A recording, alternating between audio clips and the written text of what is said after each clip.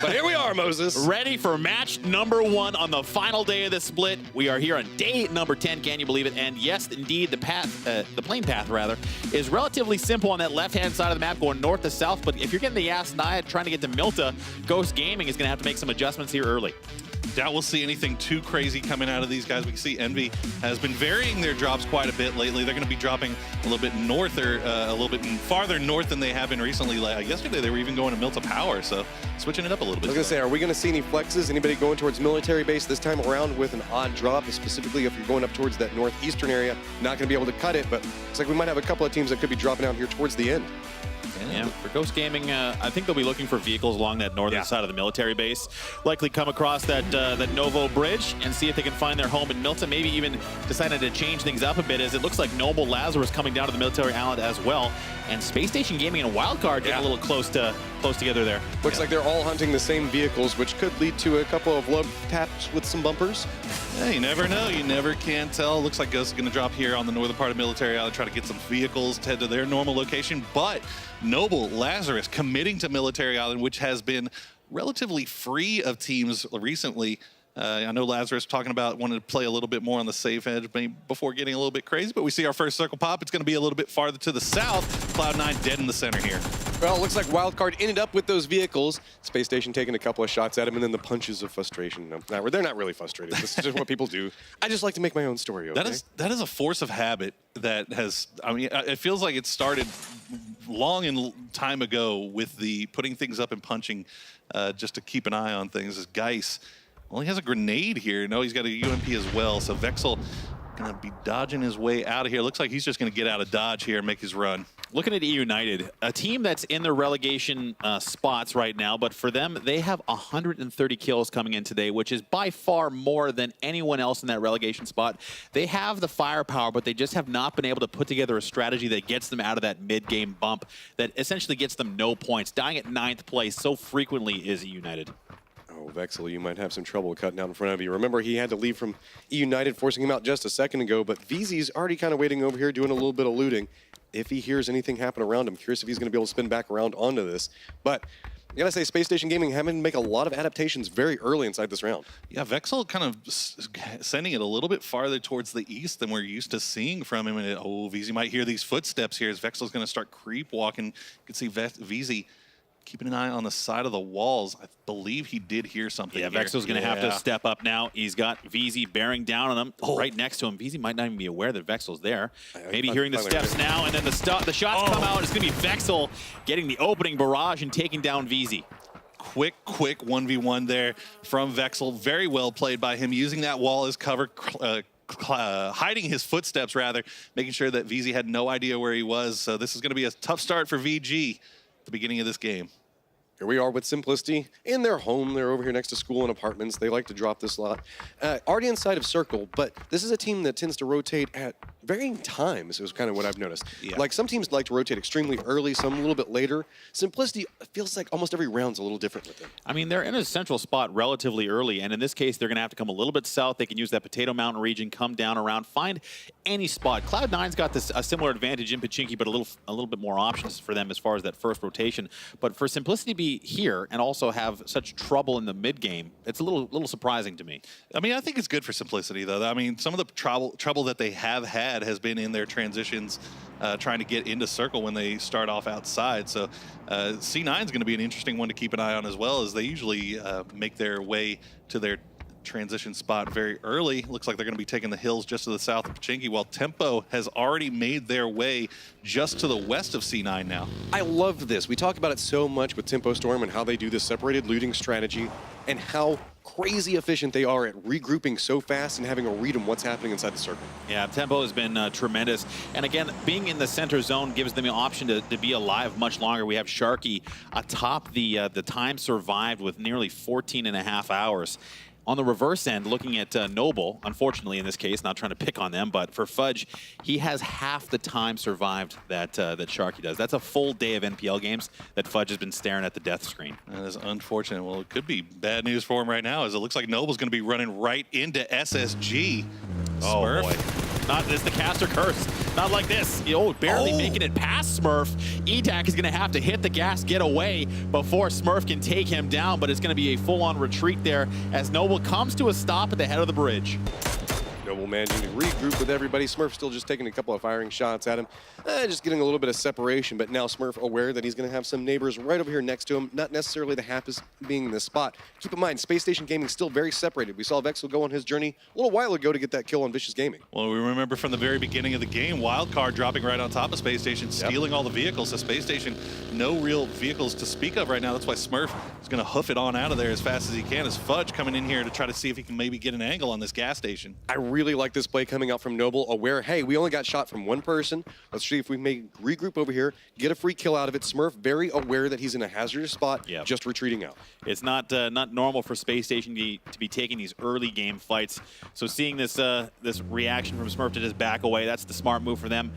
They, compared to United, have significantly less kills, but have done much better in staying alive longer into games and have been picking up those placement points time and time again. Well, Space Station Gaming is such a great example of how many different ways you can play PUBG. Like, we got Tempo Storm that's just like, okay, we murder everything in front of us. Cloud9, we make the joke about the press W, but always on the move, Cloud9 is. And then you've got Space Station Gaming, who's very conservative at the beginning of the game, but then just waits until that direct moment to pounce. Like this from Ghost, making sure they get together, trade off on loot, share a little bit before hopping into the vehicles and rotating as a team, as a four-man squad here. Not really making their way in. I'm not sure if they look like they might be considering going north here. Ghost did not have the zone, so I can't fault them too much for taking time to loot, but they're going to be heading maybe south along the bridge, and they're going to be running smack into Lazarus on that Novo bridge for Shrimzy specifically. He's going to be in the lead vehicle coming to a quick stop. As Hetror seems to be, he's also come to a stop, but he's going to have to run away as Shrimzy as Lazarus comes barreling across in their vehicles. That is a hell no moment you can see coming up from Shrimzy. He's like, oh, too many cars, we're getting out of here, I'm going to go meet up with my friends. We're just going to position and wait for a potential trap. Well, this is good from Ghost, though. They're not pulling off completely. They're recognizing the fact that Lazarus could be points on the table for him. So Shrimzy going to stop and see if they want to engage this. Meanwhile, the rest of the Ghost going to go ahead and make their way out here, try to find a different angle of fire. It's like two cats startled each other and they both ran away. They're just like, oh God, Lazarus jumps into the ocean and Ghost decides to veer off. Now, obviously, that's just, they don't want to fight this early, especially Lazarus, who sometimes struggles.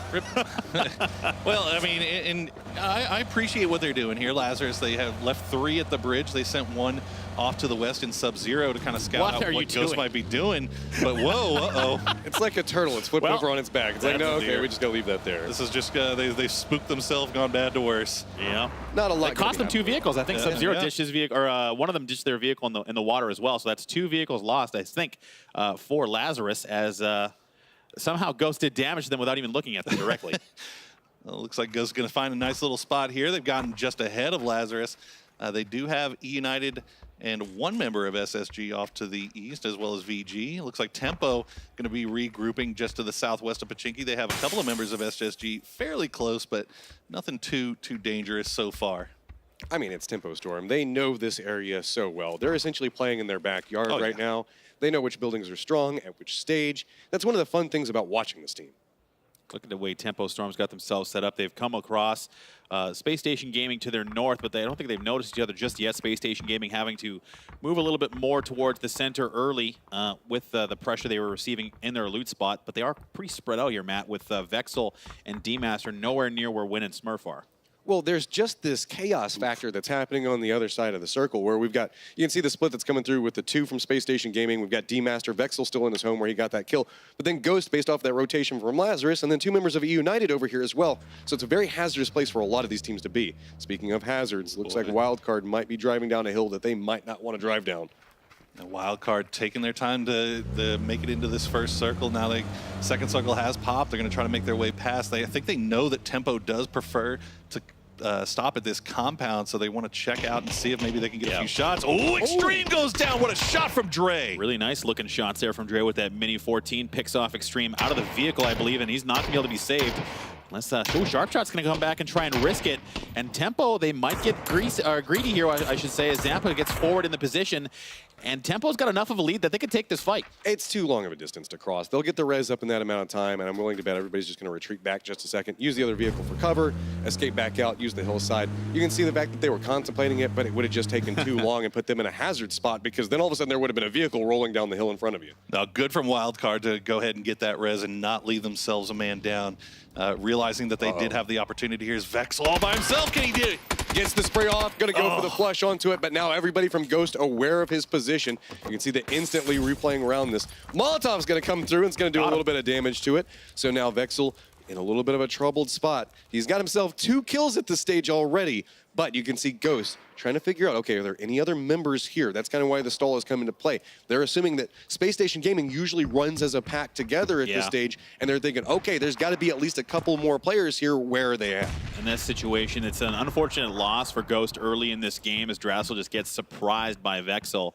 But now the question is, where is everybody else? And you can see Balak just taking a look around. But they can't really risk trying to displace Vexel again if things don't go their way. We've seen Ghost, unfortunately, lose a 1v4 very recently. So putting any more players at risk here, they're just going to be living with Vexel, at least for the time being. It amuses me because Vexel's gotten the kill on 2 different teams that are both within about 200 meters of him, and he's still alive, just like, nope, nobody's going to brave it. It's fine. I've got control of this area. Well, I mean, I like that Ghost is kind of holding off on this. I mean, even though Vexel, you could see it one way as, you know, hey, there's a free point sitting up there. We're a 3v1. But, you know, at the same time, you got to think for the late game, right? You want to hold on to this utility. You don't want to just spam the building that he's in with grenades because, I mean, you could throw 10 in there and never hit him. I was going to say, just looking at the way Cloud9 set themselves up, they've got an excellent 2-2 split. Looking at the Pachinki region with Profi holding the garage lobes, they've got a really nice center position here, Matt. Well, what I was kind of talking about was the Space Station Gaming. We've kind of talked about their mindset, how they're a little bit passive towards the start. At some point, this also comes into play really big here because Vexel did get that spray down, did get the kill off of it, and then them retreating back and not necessarily peeking windows is kind of something that Space Station Gaming can be known to do based off of their passive play. So even though they're not spotting anybody out, Ghost still kind of hesitant to make that push. The other thing, I think they only managed to acquire 1 vehicle. You can see the rest of the 3 of them are just off to the west here as we check in on Tempo, all by themselves, really just kind of scouting out around them. It looks like SSG might be going to try to make their way over to Vexel, but if they do so, they're going to have to do so on foot. I would be extremely surprised if the rest of Space Station came out of cover to go and try and help Vexel at this stage. Vexel's trapped where he is. Trying to push onto Ghost is a risky play. We're going to see another circle ship come in, and you can already see what I was talking about with Cloud9. Very strong positioning. They can all collapse onto K-Mine if they want or hold on to Pachinki at least for a little while longer. Profi jumps in his vehicle, but this is the stage where things get very spicy. Now, one thing that does happen with the effect with Vexel, he is over there surrounded by Ghost Gaming members. Space Station Gaming's other members are playing a very popular little dip on top of that hill. So you can see Endemic already thinking about making the push in that direction, taking a couple of shots on them on the map. One thing they get a chance to talk about, though, shoot to kill, made their rotation down, and they've just been kind of chasing circles. That's no surprise given the fact that they kind of always loot Zarki area. They move so much in a map. For them to be in second place, I think that that's kind of interesting. Yeah, Potato Mountain might actually get very, very crazy here as it looks like United, Envy, and Simplicity all heading that way. Shoot to kill, kind of overseeing a little bit of Pachinki. They don't see Cloud9 just yet. Cloud9 looks like they might be rotating to reform themselves together. Well, Oxy and Wildcard heading straight for the city of Pachinki.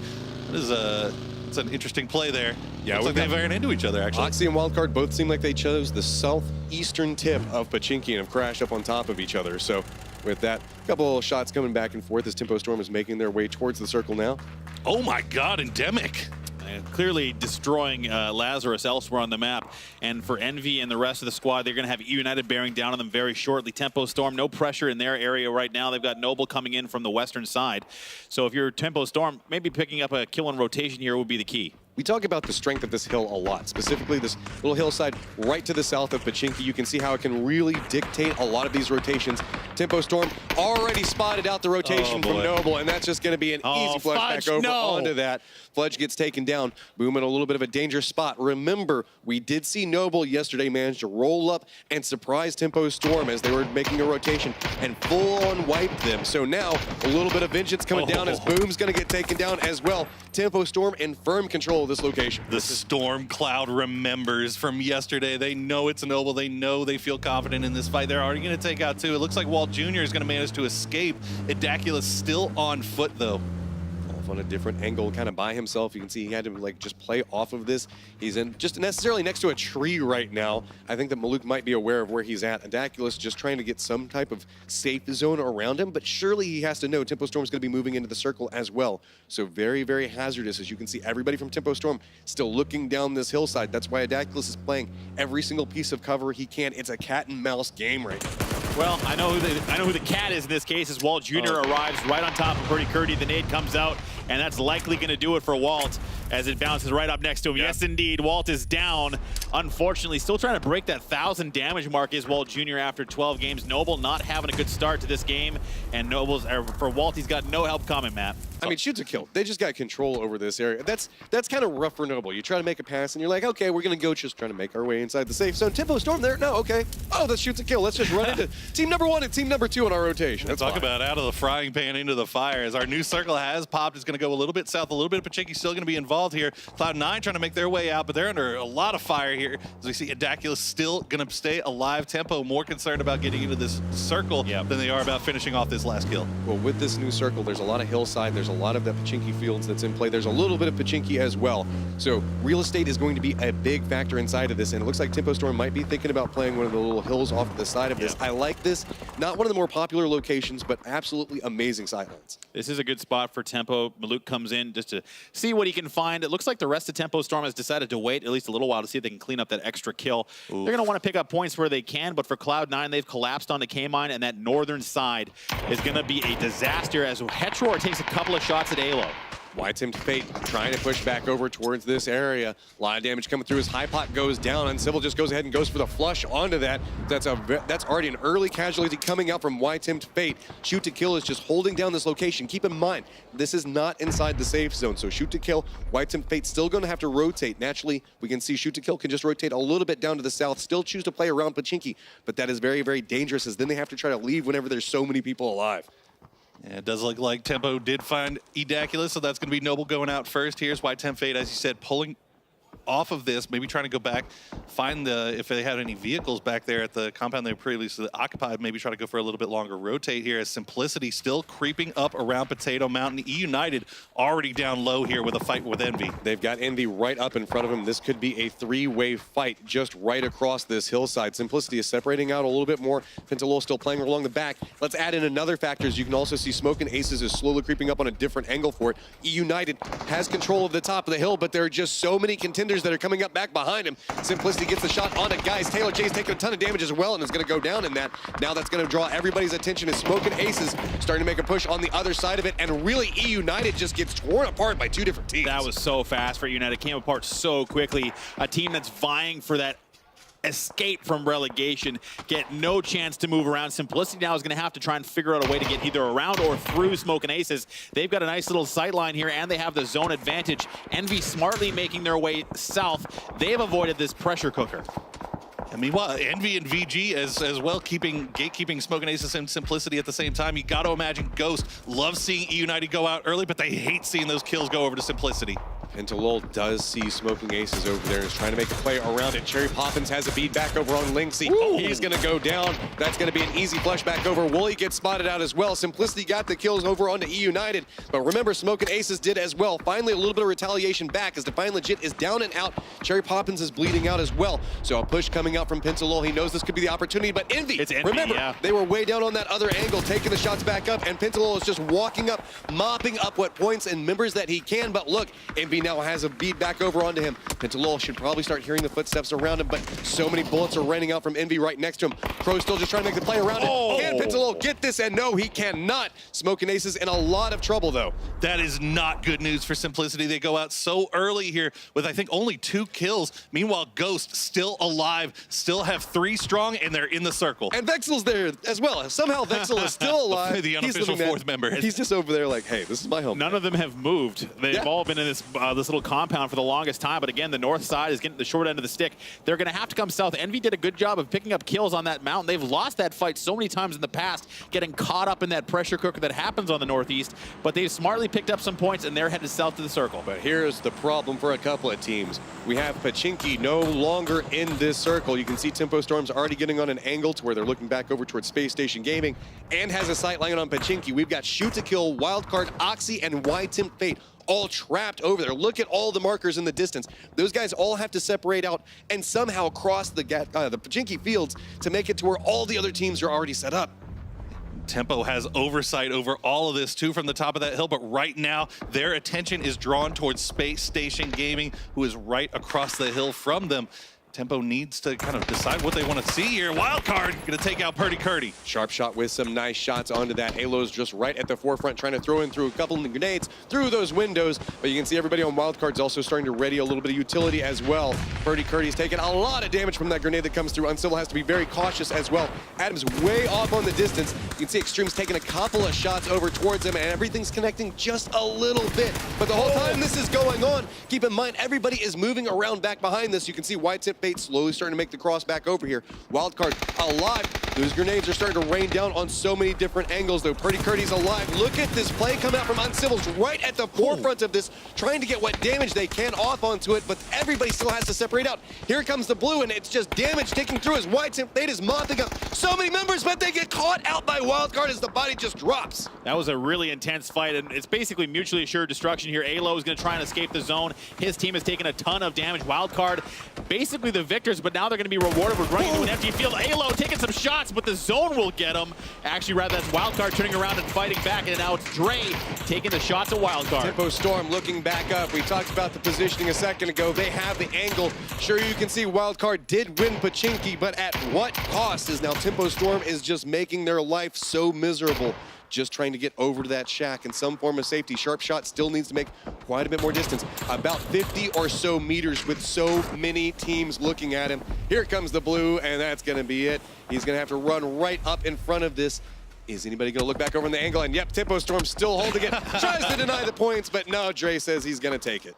Wow, Tempo just feasting off of that fight coming out of Pachinki. We knew it was going to be disastrous, and then now we have a new circle pop. It's going to hard shift down to the southeast. Ghost looking great right now. They finally have to deal with Vexel, though. Vexel, I mean, good Lord, man. He's been holding this for so long, trying to pre-fire angles, expecting anybody to come through. Managed to make the cross. Is he going to hear everybody moving back up behind him? He is just bouncing from room to room and mind gaming so many people on Ghost right now. It is absolutely insane. He is stalling them for so long. Here come the repositions. Opens the door, steps back out. He is finally going to get dropped. The Ballad of Vexel is now firmly completed. He did get the down onto Shrimzy, but does not matter. Unfortunately, they're not able to get the flush onto Shrimzy, but that's enough to slow Ghost down. And Ghost has taken enough damage in this hut to make things hard for them, but they'll get the res. They'll move on now, but they're going to be looking at the remnants of Envy coming out of their little hut here. So not a lot of points so far for Ghost Gaming, but they're now in the placements. With this Tempo Storm having to make a little bit of a reposition, they have to fight their way inside the circle. We talked about they've been taking a couple of pot shots back and forth with Space Station Gaming. Well, Space Station Gaming, here comes the Storm up along the hillside, separating out. A little bit of a third party coming in from Endemic, really popping off at the wrong time as your boy Dre just walks up and gets two. Make it three. That's all of Space Station Gaming just demolished. What did we say? We said coming into this first game, if Tempo goes off and gets a big lead early, watch out for the rest of the day. Well, it's looking like they have 9 kills so far, and they are feeling strong right now. They have the dip to play. They can take this time, get their meds back up. Looks like we got a little bit more of attention going back over towards Ghost's home as Vicious Gaming had to make that cross just a second ago. The two teams that Vexel has been contending with. Now, you can see McCoy just looking, trying to spot out what's going on around him. A little bit of a firefight happening right over here as everybody's just trying to spray different angles for it. McCoy's kind of the front man on the outside of that. Grenade's going to come through, take down Dash. Here comes the flush. Proje's just trying to line up a shot onto McCoy. He can't quite connect it as well as he wants to, and he's going to go down as well. So now Ghost finally free, but Envy heard all of that and is looking back that direction. Well, unfortunately for Envy, they're only down to 2 players, and they're just allowing this chaos around the edge of the circle to play out. Maluk, he's got that car 90 at the ready. He's going to look for a shot. He's going to take down Wolf at distance, and the quick flush by Zampa. He's got that Mark 14. This is the game Tempo wanted out of the gate. We talked about momentum. Well, it looks like the momentum is starting to build for Tempo Storm. They are finding their groove, and they're hitting so many great shots. They have control. Just look at how they can see everything out in front of them around this circle. Cloud9's gonna have to be cautious about how they move in. Talked about the fact that there's only 2 members of Envy up and alive right now. They've got Ghost over there next to him, and Dimick is just having to cower behind trees and that little bit of a hill. Sooner or later, they're gonna have to try to make some type of play. New circle is about to pop. Where are we going? There is no cover to be found here in this circle in the form of buildings or anything. New circle's pop. We're going dead center. Venerated closest to the center here. But now C9 has to decide what they want to do here. Are they going to wrap to the west? Or are they going to wrap to the east? Either way, they're going to run into either Ghost or Tempo. This is almost problematic for Envy because the fact that they have Cloud9, Ghost, and Tempo Storm that all could be looking their direction here real soon. Ghost is still playing that lower part of the hill. You can see Endemic off in the distance over there next to him. But really, Taro right on the edge of the circle has so many teams around him. I mean, he's got Cloud9, what, maybe 50 meters in front of him at the time. They're still just trying to get a little bit more information. Just one tree is protecting them. Tempo Storm, though, they don't care about cover. They're just starting to make a push back over towards Endemic. They want control of the entire south part of this circle. Chris Spear looks like he is inside their sights, and they are just making their way down this hillside. Endemic trying to make some type of play with it. Something taking a lot of damage, just has to drop to try to avoid anything more coming his way. Endemic's starting to feel the pressure as Tempo Storm's trying to gatekeep him out. God. Your boy Dre with a beautiful flank, coming up, getting it down onto 1. That's going to be Chris Spear, their point man, now down. The rest of Endemic now playing a little bit of damage control as they're just trying to figure out where the bullets are coming from. Mini Fridge Jr. is taking so much damage on this. Maluk has just got control over the top. Sharky now making his way down the hillside as well. The entire time this is going on, you can see everybody is separating. Everybody's going to the north. Nobody wants to have anything to do with this fight. Something's now down.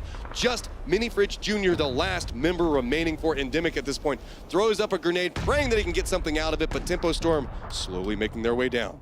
Tempo Storm has done such a good job of just dominating this northern, or the southern side rather. They've got Endemic on the ropes and now looking to find out who is the last man standing. In this case, it's Mini Fridge. He's got to be feeling the pressure. He's looking at his down teammate, can't even go for the res. Tempo Storm just playing it so patiently. They're not going to give anything up here. Interrogates. He's hiding in the bush, but he can't hide for long as McCoy finds him with the grenade. Oh, that Maluk headshot just barely goes off. See Tempo Storm now getting firm control over it. Nerf just taking damage from every direction there.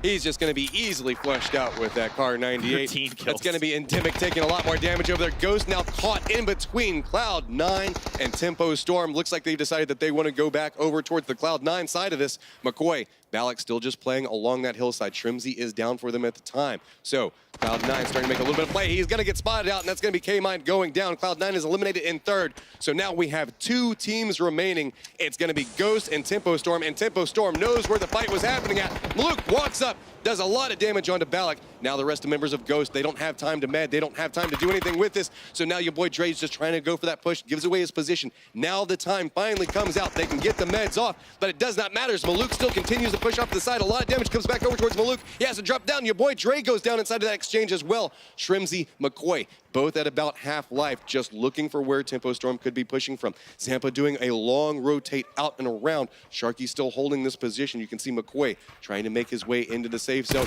Got to spot out 1. Can he get the down onto it? Not going to be able to get it. Finally does get it. So McCoy managed to take down Sharky. They have 7 kills. It's going to be Maluk just walking back over into this, and I believe we are at a 1v1 between Shrimzy and Maluk. No, Zampa is up as well, so they've got control over the top of this. Now Shrimzy, I think he's just become friends with that rock at this point. I mean, that was a really great work from Tempo, sending Sharky and Zampa up to that western edge where Ghost was getting flanked from. I mean, it was a perfectly played out, and they're even going to get the res here. They're going to make sure their teammates are going to join them for this win. Sharky, you got to be very careful about this. Shrimzy is just trying to go for the flush onto it, but it does not matter as Tempo Storm picks up 16 kills, and guess what? That lead is starting to look Off the leaderboard. So really, that's going to be a chaos factor. I mean, if you're trying to play your game and like have a good time, and all of a sudden Tempo decides to run one and go over in a vehicle for the memes, you know, it's going to be rough going. I mean, there is a brand new X factor that's happening inside of this. RNG is not going to be the circles. It's going to be where is Tempo and what are they doing? Yes, indeed. Well, let's see this plane. It's coming across the low side of the middle, and it's going left to right. So we'll have a pretty big access here for these guys to get wherever they want to go. But we'll see what Tempo decides to do, if they're going to stick to their early game looting strategy or just mess around right out of the gate. Well, look, I mean, regardless of what Tempo decides to do, I got my eyes glued on Cloud9 for this game. Can they come up with one of those big Cloud9 historic type performances? There's 3 games left. They have 3 opportunities to really put something together. Now, obviously the lead looks insurmountable, Moses, but if any team could put something together here in the last couple of games, I believe it's these boys. It depends how willing they are to just mash that W key and get after risky situations, because risk-taking is the only way you're going to be able to come out on top. But again, in this game, risk does not always equal reward. And Matchroom, it's been an easy start in Picado, but flexing out of Picado, especially with these like southern circles, is there's not a lot of incentive for Cloud9 to leave. Well, that's kind of why they play around this location so much. They kind of take over a couple of buildings. We've seen Cloud9, they just kind of flex out maybe a couple of 100 meters to start with, try to get to high ground points. But really, I also want to keep an eye on YTIM's. Oh my God, that's all I'm going to say. We talked about the independent, wow, the circle, oh my goodness. We talk about the independent variable of Tempo Storm. What about our teams that are already in relegation, have no hope, like, I don't know, Lazarus? 4 corners here? Yep. We can see one of them's on the island. Woe's over there hanging out. Well, I want to know how many times he's actually gone to this. How many times have you gone to this island? Ever in your history of playing PUBG? I can't say ever. I don't know, nothing that comes to mind. I would say about like 5 times max. I think maybe like whenever Miramar first came out, and you know we were doing the I want to see every nook and cranny of this map. To be fair, I mean, do what you want. For Lazarus, I understand that you're in relegations, you haven't had a great tournament, but I think you need as much good practice as possible. So if you're Lazarus, I don't think now is the time to start flexing into the memes. Maybe save that for your NPLC scrims. I'm about it. I'm living the Lazarus life right Fair now. enough. I love the 4 corners. I guess I'm a curmudgeon. You know, hey, at this point, you know, you realize what you got against you. I mean, right now, Sub-Zero kind of surrounded a little bit by Smoking Aces here. Whoa, just surrounded by water as we see McCoy actually very close to Mr. Adam from Shoot to Kill. Running around in a very interesting spot, Graveyard. I really do like playing around this location, but it's got a lot of tricky angles. You've got naturally the bell tower that you can climb up. You can easily get roof access as well. Looks like McCoy has realized, this might not be worth, and might be retreating back to his teammates. I mean, Ghost, they have the mines here with Shoot to Kill coming a little bit further south than we might normally see them. Actually, they're in Hacienda. They're where they're supposed to be. But for Ghost Gaming, McCoy, he's running a bit of a risk here. Adam can land that shot. No helmet on McCoy just yet. And for Ghost, even though they had a good last game, they are definitely not in the meme band. They're not anywhere where they want to be. They just want to keep moving up and away from that relegation spot.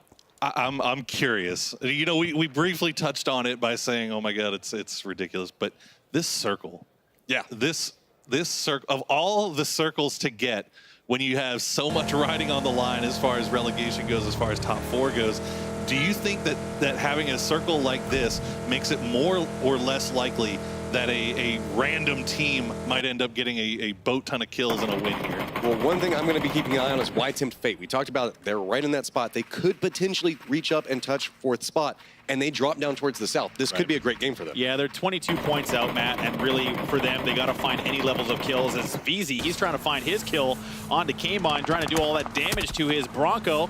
But it's going to be K-Mine skirting with those hills and getting away from VZ. But yeah, for YTIM Fate, they're in the south side. They start in the south.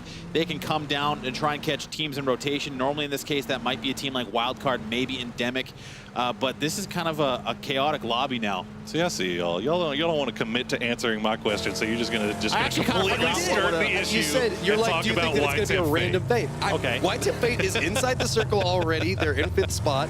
You're talking about, so you think a random team? I think they have a good shot. This is YTIM Fate. If they had a trick up their sleeves, they would have showed it to us already, I think, for YTIM Fate. I think YTIM Fate and E United have good shots inside of this room. Yeah. All right.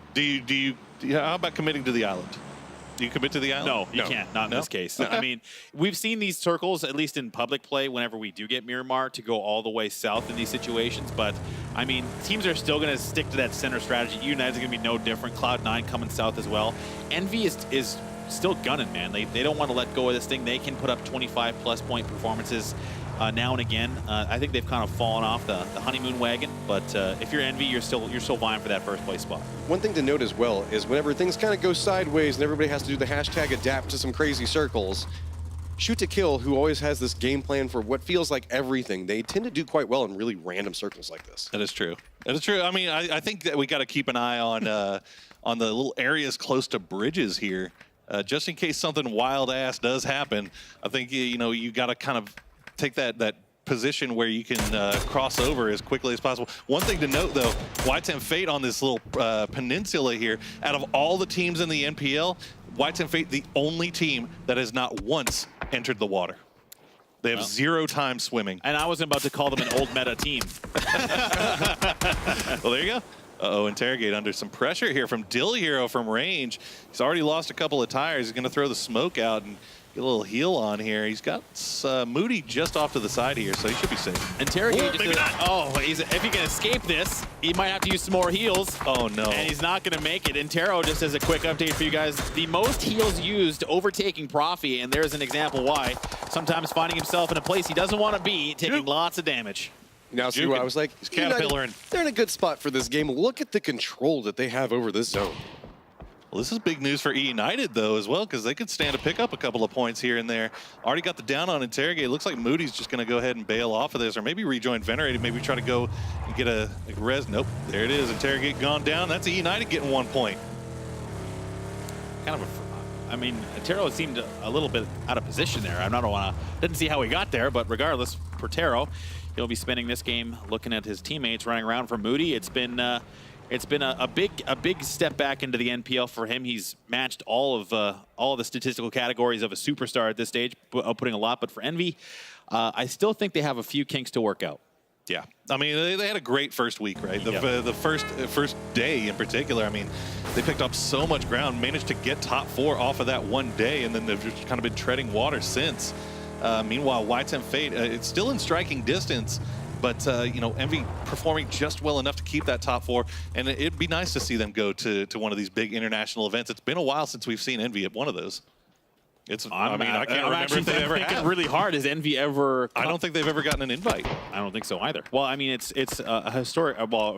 Prior to their roster change, a historic team or roster changes, I should say. I believe, GLL. But I mean, Y10 Fate is that they're gunning for them. I mean, Envy is the team that I think has the highest likelihood, Matt, to potentially, fall apart here in this last couple of games. Well, they have the biggest problem that they have to deal with right now, which is they have the new factor of a new teammate, which is while Moody has been doing great, there's just a certain amount of synergy that takes time to develop. So whenever you get these really high stress situations where you're in the top couple of, last couple of games for the NPL, last couple of spots, figure out if you can go towards London, and then you get some really crazy circles that are coming into play like this. Sometimes it's not always about communication, it's just about having that understanding, that mental awareness of, I already know that this is what my teammate's gonna do. We talk about the fact that somehow Lazarus has managed to get back all together. They've got 2 and 2, well, and they're about to get all 4 back together here on the island. So hey, new strats. Yeah, that's one for the playbook there. Let's all drop randomly, and then we'll take boats back to each other. That's one that's going to be reliable strategy. You say this, considering how many times they've gotten hit by shoot to kill, and they're going to go for the race. Oh no, I was going to say Tempo Storm spotted themselves out a crate and are driving their way over towards it. Baluk is about to act as like Coast Guard. Oh no! Pull over. Watch it be an MC49. As the circle has popped, and we are going to go back to the mainland, so no crazy island finishes, unfortunately. Hate to see it, but we're going to be heading a little bit farther to the north. Looks like C9 and Endemic have a good spot here. Look, Lazarus, they were in their boats. They were going to go regroup with their friends, but they might bump into Maluk. Uh-oh, Maluk. Oh, no. Yeah, you saw him prep up. He was like, do I want to take these shots? No, there's probably a couple of them inside of it. And it's going to be his teammates actually providing defense. The rest of Tempo Storm taking a couple of hot shots back down towards Lazarus. Starting to be a little bit hazardous. As you can see, Sharky doing a lot of damage to Sub-Zero. He is their gunman, so if he goes down early, that's going to be bad for the rest of them. So I think at this point, it's just regroup with your friends and get away from the bullets just coming out from Tempo Storm. Not like this. Lazarus finding new and exciting ways to die. Actually, they're meta shifting ways. Before they were trying to hide behind the boat, and the boat just won't give it to him. So now Tempo Storm is just taking shots like crazy over there. Luke managed to make landfall, and you can see the rest of Lazarus just trying to make it towards her friends. Hit one. Sub-Zero find himself a little definitely. No, it's going to be enough for Maluk to find him with the MK14 and finish off the kill. That's a good shot. That's some range there from Luke. I'm sitting here looking at this. Look This at is this. about, what, 400 or 500 meters that they're hitting somebody that's running off in the distance for this. Whoa, narrowly makes it, but here we go. Ghost looks like they hear a little bit of something happen. It might want to... they were thinking about joining the party, but looks like Valak decided, no, maybe that's not the best idea. You have to know Tempo Storm rotates low like this. Yeah, well, Ghost, I feel like, has been caught out a few times by Tempo rotating down on this southern road. They hear the gunshots, they think better of it. They're going to head north into this new circle, splitting the difference between Tempo and Smoking Aces. See what Tempo decides they want to do here, if they want to rotate and try to bridge camp poor Lazarus, or if they're going to try and move around and do something else. But for Ghost Gaming, they're rotating very nearby. Dre's going to hear these vehicles on the move, not in a position to do anything about it just yet, but on that southwestern side, we have a couple of teams trying to make their way out and around. Oxy specifically trying to take that bridge route out of Val Del Mar, and here's the shots coming from Smoking Aces onto Ghost Gaming. Something else to note, Tempo Storm had another crate land over there next to them, so that's just more toys for them to work with. We've got Smoking Aces looking back over towards Ghost in their rotation. Looks like they're going in a little bit further, but Ghost might actually choose to stop. You can see McCoy is no longer inside of the vehicle, and they might actually gatekeep this out. Yeah, I think McCoy had to jump out of his vehicle. I think he was getting sprayed down a little bit too much, had to stop and get the heal on. Hopefully his teammates can maybe get in a position where they can provide him a little bit of cover fire. Yeah, you see the shots coming out now, so Belisha's going to have to drop back down. Hopefully McCoy gets out of that spot as we see Space Station might be running right into the bag of Tempo here. It's got your boy Dre takes the first couple of shots. Actually, it's going to be Space Station Gaming just jumping out of their vehicles. The rest of Tempo Storm were in a position, looked like they were trying to catch people in rotation. Is your boy Dre going to get spotted out? Wynn's playing off of a back angle for it, so might not spot him. I like the way that Dre is playing this because he has full cover from his rear from all of his teammates if he's playing that side of the building. Look, you can see Sharky, the rest of the guys from Tempo Storm just looking down the hillside, making sure he's protected. Space Station Gaming in a position, well, I'm not sure, they're not really committing to where they're going. Space Station Gaming always seems so tentative in their decision making.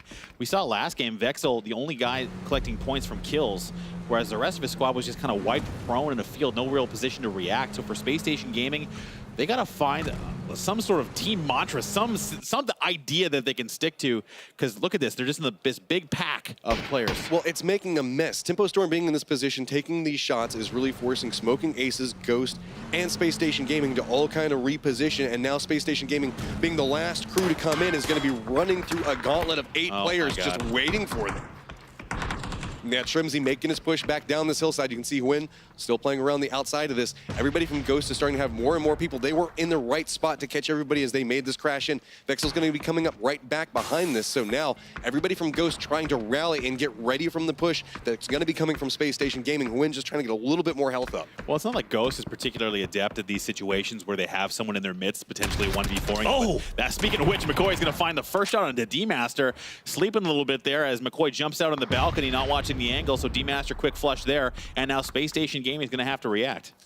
Yeah, meanwhile, Smoking Ace is kind of overseeing all of this, really making sure that Space Station can't hang out on the outside of this, play these walls. You can see Shrimsy trying to reposition here a little bit. Looks like Smoking Ace might have given up on the oversight, but just trying to make sure that Space Station stays where they want him to stay right now as the grenade's going to come out from Wynn. That's going to be dangerous. McCoy's going to run back in, potentially trying to play around cover. He does manage to survive through it, but a lot of shots coming out. God. Just sprays it down. Look at that Drassel. They have there's no cover out here. I mean, they ran in front of the only cover piece they had.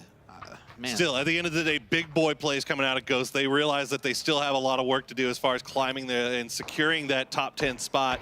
So good news for them so far, but Smoking Aces now want to get involved as well. Inside of that exchange, Tempo Storm repositioned inside the circle. So now we've got Smoking Aces caught in a little bit of a difficult spot as Cherry Poppins not inside the safe zone. Sure, Smoking Aces managed to get away from everything that was happening around that Ghost Space Station Gaming fight, but now you put yourself right up in front of Tempo Storm. Yes, indeed. So for Ghost Gaming, that's a big pickup for points, man. Regardless of how it plays out for Space Station Gaming, Ghost is the one that's reaping the benefits. They're going to come to a quick stop, spotting Define Legit in the low ground potentially there. Yes, indeed, McCoy will spot him out, but this is going to be a tough press. I think it looks like Tempo's got a bit of a line on McCoy. Tempo really has just such great sight lines on everything. You can see almost all the teams are playing the backside of these hills, just trying to deny any vision at any given point. Noble's starting to do a little bit of an encroachment up, and that's going to be a little bit of a dangerous position coming out from Ghost Gaming, as they were still just trying to get a little bit more of a reposition, but now every single time they inch a little bit further forward, there's just another team waiting for them. Just so much going on this southeastern side of the map right now, as it looks like Ghost is going to finally be able to get out of this, but Tempo Storm and Smoke and Aces right on top of each other. Noble right on top of it as well.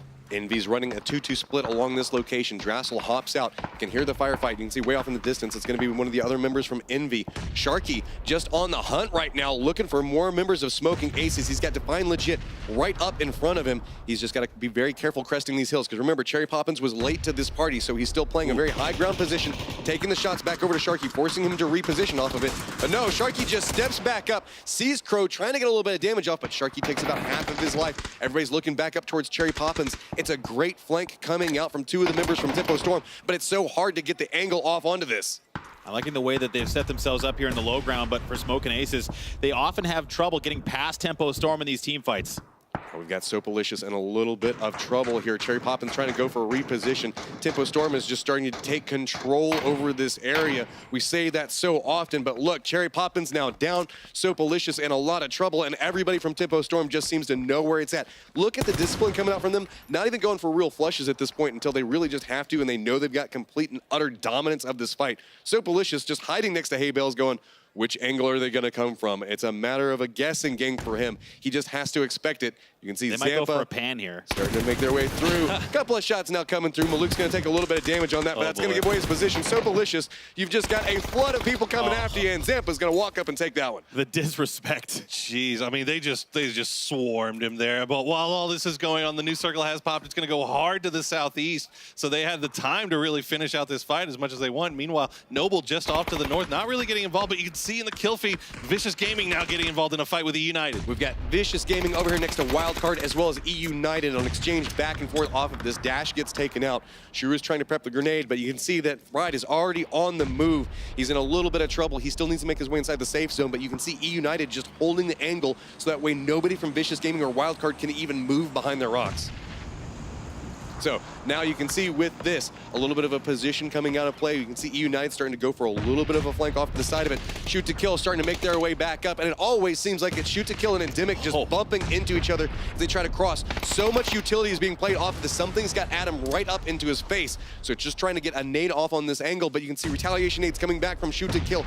It's everybody just vying for some type of position of control. It's going to be a little bit of a peek back and forth as Wolf does get the down onto Purdy Curdy. A little bit of an opening comes through, but one member of Endemic already out. Endemic's kind of on their back foot. They do get the opening down onto Purdy Curdy, but they're going to have a lot of time to get this res, put down their utility, and try to avoid the press, but they're coming on the low side map. Here comes the push from Wolf, walking back up inside. This something starting to make a little bit more of an aggressive play as well. Off to the side of that, it's going to be Adam that's holding that position. He goes down. Now a lot of trouble coming up from shoot to kill. Uncivil's taking a lot of damage off of this. He just has to wait and try to hold that angle. He goes down as well. This is starting to just turn up everything for Endemic as they're running up the hillside. Purdy Curdy did get res, but he is taking a lot of damage, trying to rest, try to get that med up. But here you go. You can see Alo already making his way down that hillside. Purdy Curdy starting to push up. While all this is going on, Ghost has slowly been creeping in from that eastern side. They have a 2 on the low end, 1 on the high end. They could end up feasting off of this if they find the right angle here. So now Ghost slowly making their way back up. Purdy Curdy trying to find the angle for this. He can hear all the footsteps moving around them. Something starting to go for a little bit lower of a position. Keep in mind, a little bit of a dangerous spot as Alo now spots out McCoy. Remember, 2 members of Shoot to Kill. That's going to be an instant turnaround onto this. That's going to be a flush. Ghost Gaming now starting to make their way up the hillside. Just 1 member of Shoot to Kill left, stuck between 2 teams that are vying for each other. Now a little bit of exchange back and forth as Purdy Curdy pops up, but he does get taken down. Something now retreating back for the res. Is Ghost going to push? This is an interesting situation now. Ghost Gaming did lose McCoy on that little initial push up the mountain, but now Balak, he's getting more aggressive. They have to know that reses are coming. They have to seize the moment here, Matt. With this 6 kills Ghost Gaming is sitting on, they're playing this aggressive. Surely Balak had to spot that out, going for a little bit more of a reposition before he takes shots, but it's going to be Envy on the backside of this, doing a lot of damage onto Balak, forcing him to reposition off of this, and this gives a much needed little bit of space and breathing room for Endemic. How many times have we seen it where a team gets spared essentially the fight by having the random third party come in from range here on Miramar, as you see Envy automatically turning it around and heading into the circle, but Ghost not giving up the Ghost yet. Still, after those kills, they've got Mini Fridge Jr. right in front of him. Drossel spots out, goes for the spray. That was absolutely so fast. Gonna pick up at least one more kill point on that as the rest of Endemic just runs down the hillside. But now they're bumping into Cloud9, taking shots at range. It's gonna be a very difficult cross coming out for them. Where are they gonna go? Looks like it might be right over towards Envy. They're spotting out the same location. And here comes the spray, gonna force them up and over this hillside. Unfortunate, Endemic has nowhere to stop at this point. Something is gonna jump out a little bit early. They had to leave Mini Fridge behind. A little late to move for Mini Fridge, but Ghost in pursuit. They've come in from the north side as well, and they're gonna be running right into Cloud9. They're taking a lot of damage, and there they go in a big cloud of smoke and fire. Ghost is down in 10th place. Cloud9 now has control over this area. Just to the south of them, the remaining members of E United, I think a remaining member of E United, Geis, hanging out next to Vicious Gaming, but they also do have a lot of stuff that's going off next to them. Tempo Storm, 5 kills in such a great spot right now. They've got Noble just to the north of them. Nice shot onto a Daclus, gonna drop him early. Noble really has to choose which direction they want to go as they're spreading out. They've got Envy off of one side, they've got Tempo Storm on another. Ghost went out early, but they already have 7 kills, so they're going to be able to pick up a little bit of steam here on Simplicity as you see Tempo still alive, still strong, still raining down fire on top of Noble. They should be able to get this res back over to Maluk. A lot of damage coming out, depends on how fast the smoke plumes with this. So now we can see Lazarus actually has control over the center of the circle and is taking shots at a ton of people right now. Fudge just trying to do some work onto Venerated, gonna get the down off of that. Keep in mind, they do have a lot of area they can get if they can manage to take down Endemic and Envy, who are both right next to them. But Pat Caps wants to get a little bit more. Looks like he's on the hunt. He has to have a general idea on where Fudge is at, but Tempo Storm taking shots at range. And Y10, this is a great game for Y10 Fate. It looks like Envy is going to go out on the edge of the zone here. Pat Caps is dodging, trying to find a way from the withering fire of Cloud9, but for Y10 Fate, they've got lots of room on their side of the zone. I mean, they have such control over that area. New Circle Pop's going to make its way back over towards Lazarus, Endemic, and Tempo Storm. That's got to be nerve-wracking at any given point. If you're any fan other than Tempo Storm, whenever you hear Tempo Storm gets the circle. Look at them. They're having a great time. They're all laughing and having a blast here. There's still 3 alive, still have the circle with them. And, I mean, they have C9 and Y10 Fate that are still getting involved here, taking shots at VZ. It's going to be Cloud9 coming back up on a different angle from this. Keep in mind, Vicious Gaming is having to retreat from Y-Tempt Fate, who is just slowly making their way up that hillside back behind them. They haven't necessarily gone for the push yet because they realize that they need to get control over the circle. So Y-Tempt Fate moving away from that. Cloud9 also starting to do the same. That means Vicious Gaming is going to be the last group inside of this to make this push. Shoot to kill on going out early means Cloud9 is going to try and collect as many points as they can, try and make any move towards that first place spot as hard as it might be, because apparently Tempo Storm messing around is again in the circle with 4 strong. We got Pat Caps just sitting there waiting, trying to catch up any members of Noble that he can. So that's going to force Fudge to retreat back off of this, but Pat Caps still needs to make his way inside the circle. There's a lot of damage being done around them. Here comes Cloud9. Looks like they're just going to go ahead and try to make some type of vehicle fortification around the shack. But here comes Vicious Gaming. We talked about it. Latecomers into the fight could sneak up right back behind Cloud9. Can they do some big damage to them is the question. Cloud9 hasn't turned their attention over this way yet. Now they will as the shots come out from VG. Will it be enough? The spray is going to take out K-Mine and Profi. Oh, and the grenade's going to finish off Profi as well. So with this, Vicious Gaming get a much needed set of control. They're just trying to spray through. They know it's Cloud9 in front of them. They have a building to work around, but it's going to be Pat Caps again, showing up and inflicting more damage to a team. The rest of Cloud9 now inside the shack, just trying to do some form of damage control, get the reses off, get the meds back up. It's going to be VZ and Shuru that now have to rethink their approach. You know what? That's going to be, they're going to have to send him a bottle of wine, Pat Caps, for that one, because Cloud9 was just saved by the last man from Envy. VG's going to have to push in with the zone. They lost their opportunity to do more damage to Cloud9. VZ still trying to harass, but Tempo Storm, they've come all the way out of cover. They're looking for more kills. They are just lined up across the hillside. They're sneaking up. You can see on the mini-map, they're after Pat along that same angle. So Vicious Gaming is doing a ton of work to Cloud9, but that's really unlocking Tempo Storm to just start flanking around any part of the map that they want. Keep in mind, Y-Tempt Fate is still so strong, taking shots on another angle. Cloud9's just finding themselves pincered between so many squads. But that's the thing, Y-Tempt Fate needs to start getting more involved. They need to get more kills. If they're going to get enough points to make it into that top 4, they need to start making things happen. Pan him. Pat Caps in a little little bit of trouble. As you can see, Flashbang goes off in his face. That's going to be Tempo Storm taken up, getting their 10 kills. Now they've got a couple of members from Endemic, but I think they got their sights set on Cloud9 just off in the distance. I'll be so sad if I don't see a Tempo Storm 10 kill at some point today. You want it so bad. Every single time. You're just like, man, do it. Get him. I feel bad for Wolf right now. He's had Cloud9, Tempo Storm, everybody just taking shots around him, and he's just hanging out in the back of that truck. Just hanging out in the back. He looks like a bale of hay. Well, how about Lazarus? I mean, Lazarus comes into this game trying to screw around. They managed to screw around and make it to the top 5, 3 strong. Does that New make master strategy, right? Does that make you feel better or worse about you as a team? When you're memeing it up and your meme strat gets you farther than your normal strats, I don't know, man. That's a tough call. Lazarus has to be careful as they've got YTIM Fate coming back behind them. Meanwhile, Cloud9 still just trying to do a little bit more damage control, trying to get some type of, I want to say, safety in the area around them, but Tempo Storm is just unrelenting as they just keep trying to pull off flank upon flank. Zampa is moving away from the safe zone just to try to get an angle on the remaining members of Cloud9. Sharky's just doing a withering amount of damage. Just, it's unrelenting at this point. I can't believe how much damage they've actually managed to do. We were expecting something like, I don't know, driving around, you know, maybe boating, but they're just like, you know what, let's just mess around, maybe win another game here. Just why not?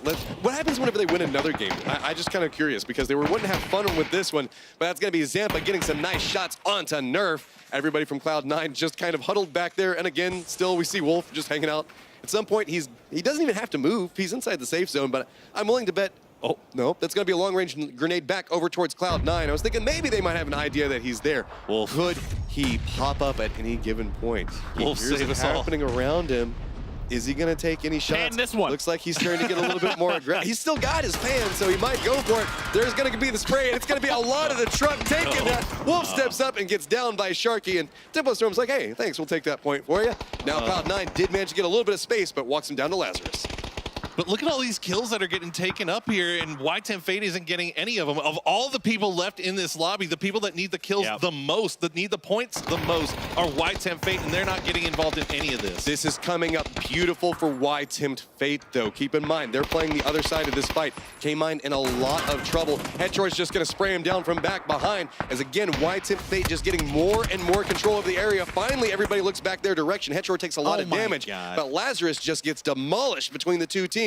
So with this, down to 2, we've got Tempo Storm and YTIM Fate. Tempo Storm sitting at the top of the leaderboard, absolutely 13. comfortable.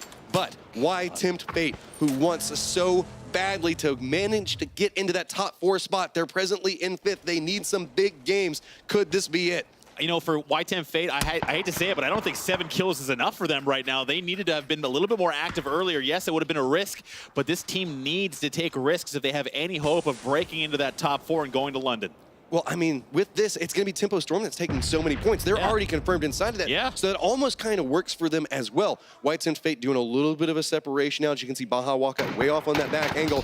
Here comes the firefight as everybody's starting to get a little bit of vision on each other. Sharky's still playing that high ground position. Gonna be your boy Dre going down off of this first. Now that's going to make this a 2v4. Sharky, Zampa still playing that high ground, looking back down towards Valiant. He's wide out in the open, just trying to juke around the shots. Gonna manage to duck down back behind this, but Hetro way off in the distance. He has that weapon. He can manage to hit these shots. Can he get the right angle for it? Literally the first time ever in the history of the world that lying prone when you're getting shot at from a high angle has been the great decision to make for Valiant, though, as Sharky and Zampa trying to score a couple of more kills here. Valiant gets taken very, very low. This is a must-win for YTIM Fate, It has by the to be. way. Must-win. They You have to have win this. So now Zampa just playing around the Murado, trying to use it as cover. Hypoc right on the other side. Hetro slowly moving forward. Valiate's just being forced back behind that tree. It is so dangerous for him. Zampa now starting to go for reposition. Baja with an amazing flank back behind it. Now it's all on to Zampa, and it looks like they've got him spotted out. Baja taking a little bit of damage, but Zampa does as well.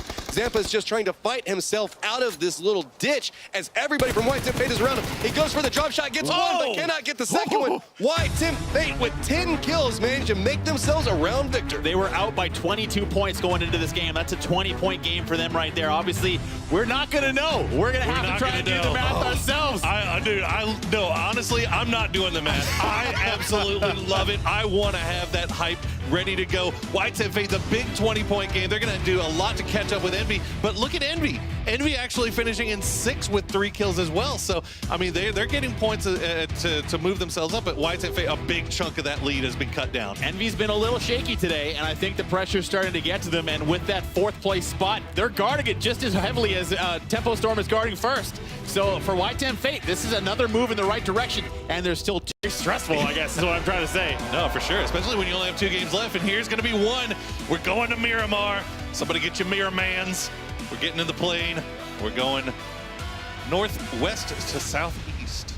Yeah, I'm just really caught up in this whole Envy Tempt Fate thing, and it's gotten it's so close. That's going to be the 2 teams I am keeping an eye on right now. One misstep from either team can prevent them from going to London, and there is so much pressure on the line. Tempt Fate on that uptick.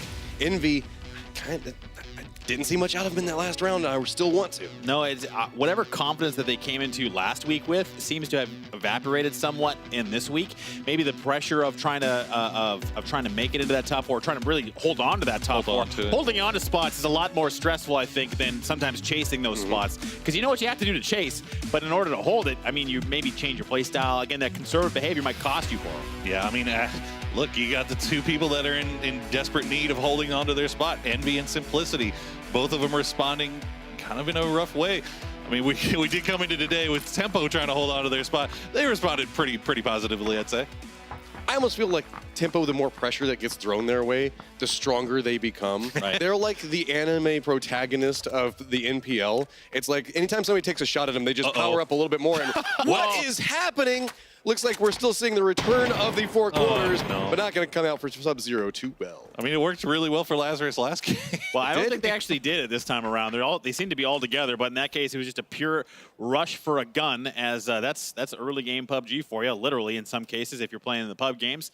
And for Lazarus, they find themselves in the RNG downswing. Well, hey, you know, look, this is a return of something that we haven't seen in a while, but something that we got used to seeing, and that's Smoke and Ace is getting first blood. Absolutely. I mean, that was a big factor. They're going to get another one here. VG might lose VZ here as Smoke and Ace is again looking to pick up another kill. Might have been a long distance spray down. No finish coming. Yes, indeed. Oh my God, that's an AK from that distance, by the way, from Define Legit onto VZ. A quick shout out to all the alts in the chat today. EU, don't think we don't know. Don't think we don't know. Hey, you know, you gotta be shaking in your boots a little bit, seeing how some of these teams are performing. But hey, EU is gonna get their time to shine here very shortly. Can't wait for that PEL to start up and we get back to international competition. Cannot wait. But right now, look, you gotta keep an eye on Protege. Gonna be getting their res on VZ. Unfortunately, Define not gonna be able to get his reward for that impressive long distance AK spray down. We got a weird playing path into an odd circle, to say the least. And so not a lot of teams inside the safe zone at the time. Really, the circle goes all the way up to Terra Branca, right up there next to Campo Militar. So Tempo Storm, inside the circle, very comfortable. Ghost, a couple of teams that we're watching, shoot to kill as well.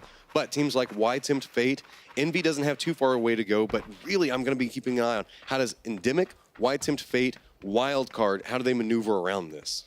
Yeah, Temp Fate, I think they're going to be looking for maybe a northern or I think they probably have to go north considering the plane path here. And if they can skirt around through the military base, maybe come down through the north end.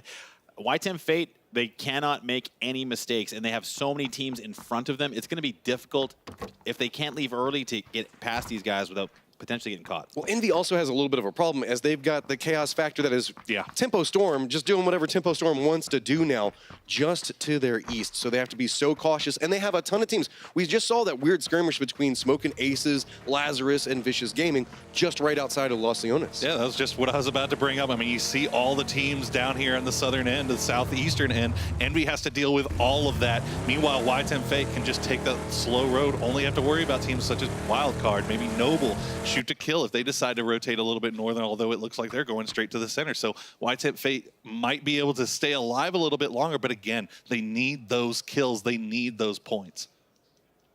Envy could be a deciding factor based off of this rotation. Really, I know we keep talking about how big of an influence it is. With the way that we saw the plane path come in, there's so many people right along that, just right on the edge of the circle, that it could be very problematic for rotations, and specifically later rotations or ones that have to make this further distance. Like, look, we've already got Cloud9 in movement just to the north of Envy, way off to the west. That's YTEM Fate over at El Pozo that we're talking about. But look, YTEM Fate has to go through potentially Wildcard, Noble, Oxy. Shoot to Kill's already on the move. Simplicity's not going to have to move too far. Meanwhile, a ton of stuff also going on in the southern part of the circle.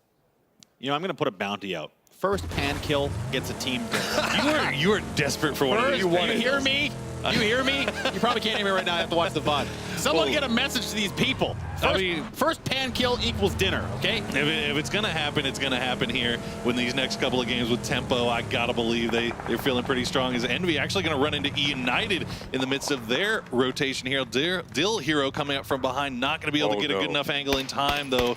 Looks like Interior is going to be able to pull over the side as United trying to pick up something here. They have to, you know, we talk about simplicity and Ghost. United right there as well. A big game from United could be huge for them. What? Tempo Storm gets another crate. Oh, it's just like the blessings continue for them right now. A little bit of return shots coming out from Moody there. As again, we talked about Envy has a little bit of a difficult rotation as they just have so many teams that are just moving around them right now. Could really slow them down.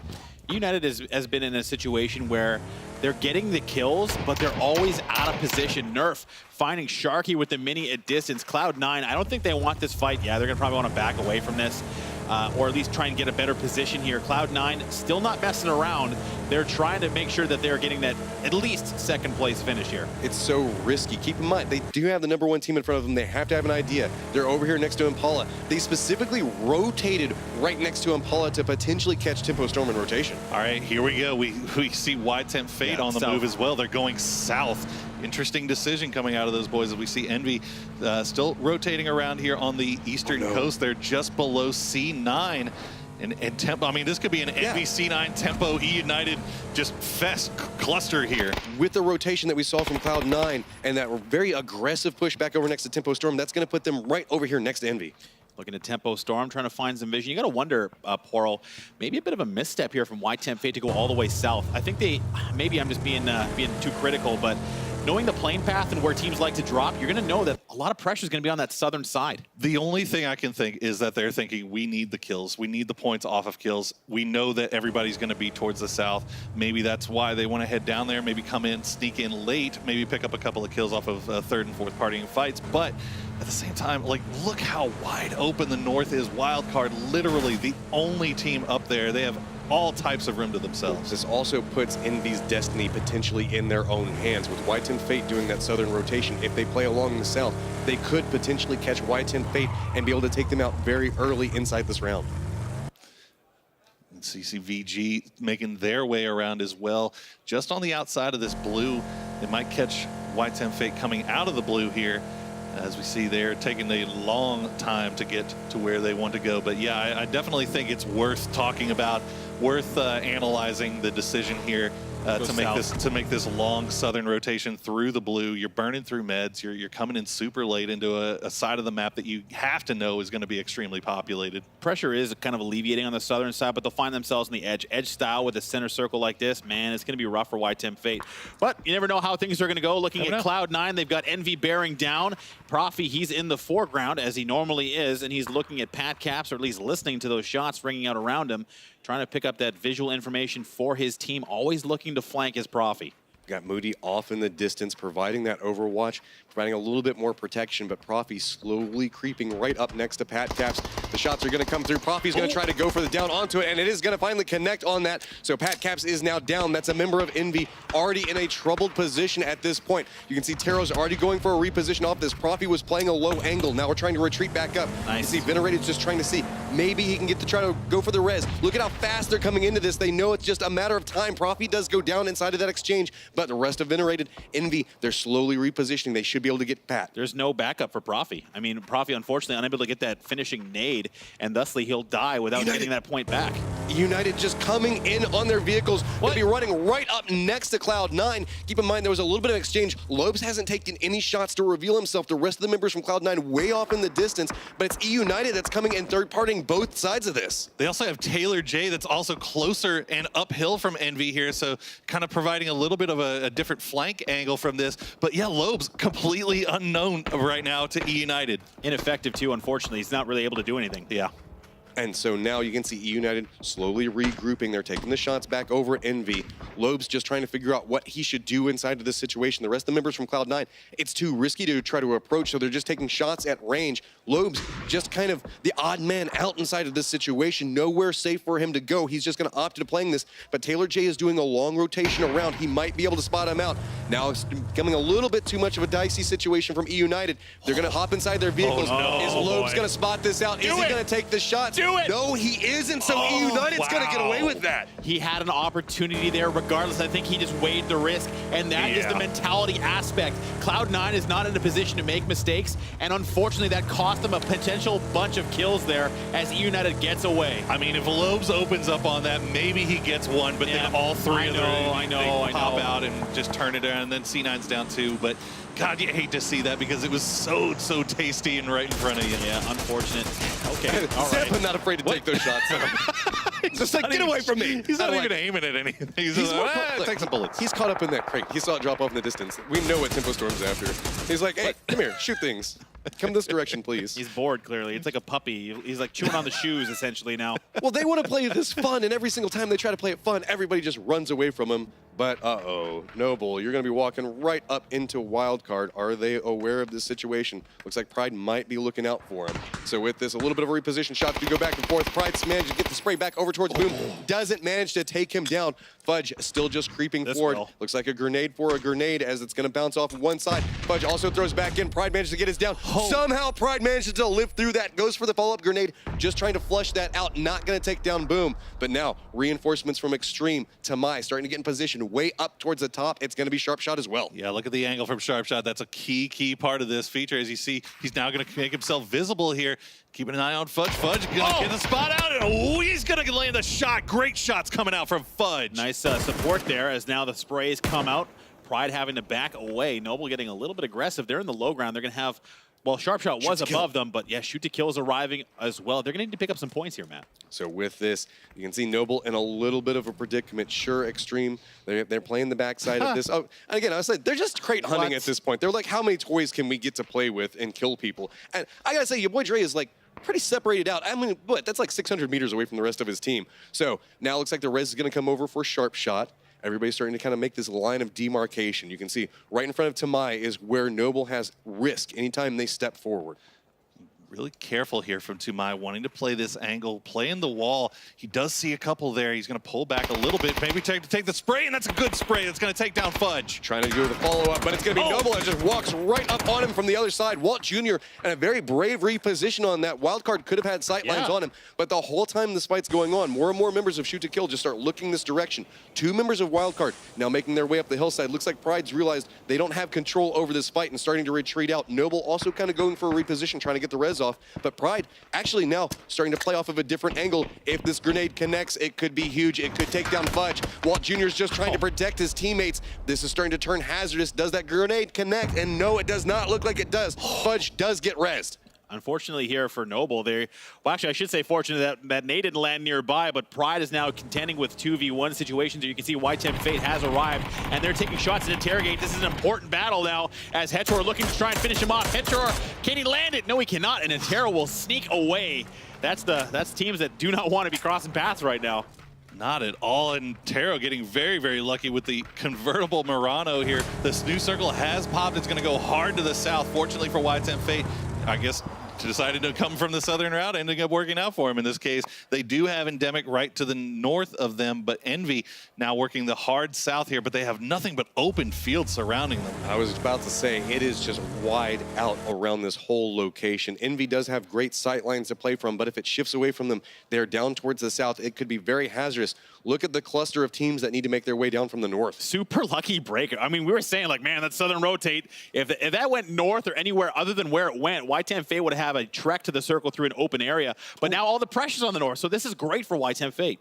Space Station Gaming actually coming alive in the mid-game, taking some shots back over towards this fight that's going on between Noble and Wildcard, and has been happening for quite a while. Circle's coming in, and this is just getting riskier and riskier for both teams. I really want to say it feels like Noble could benefit from this the longer if they can get the kills, but Wildcard, they just really want this last point. Keep in mind, they were going for some positioning off of this. Pride gets taken down inside of it.